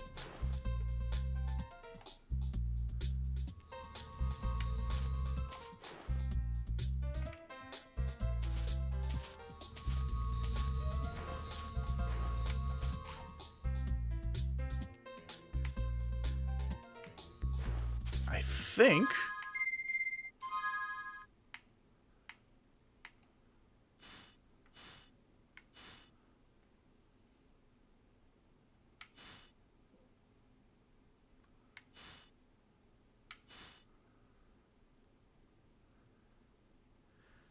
don't recall there being any egg thieves in this level. In this world, even. I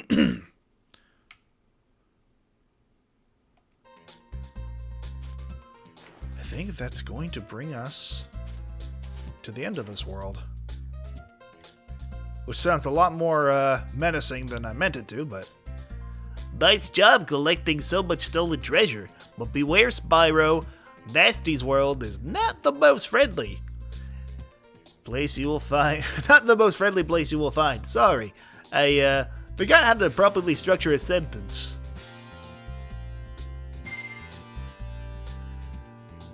I think I'm ready, all things considered.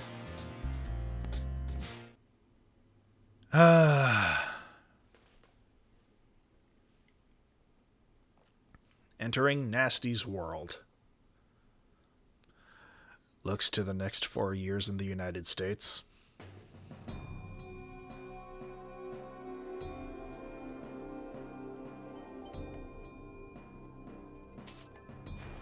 If memory serves, this is a boss rush.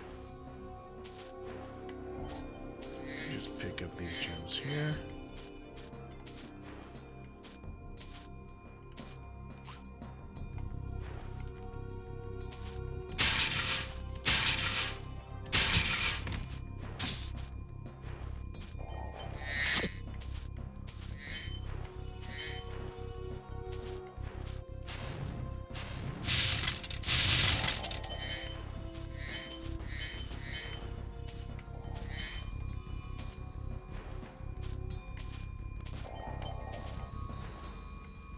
Nork Cove. Then these 3 bosses.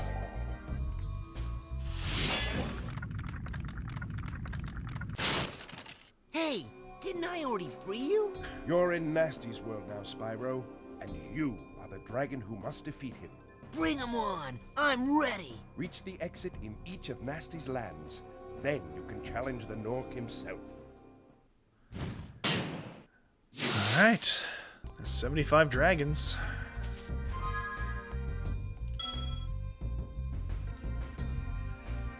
Hello, Avy. So, you unfortunately arrived just as I was about to call it for the evening.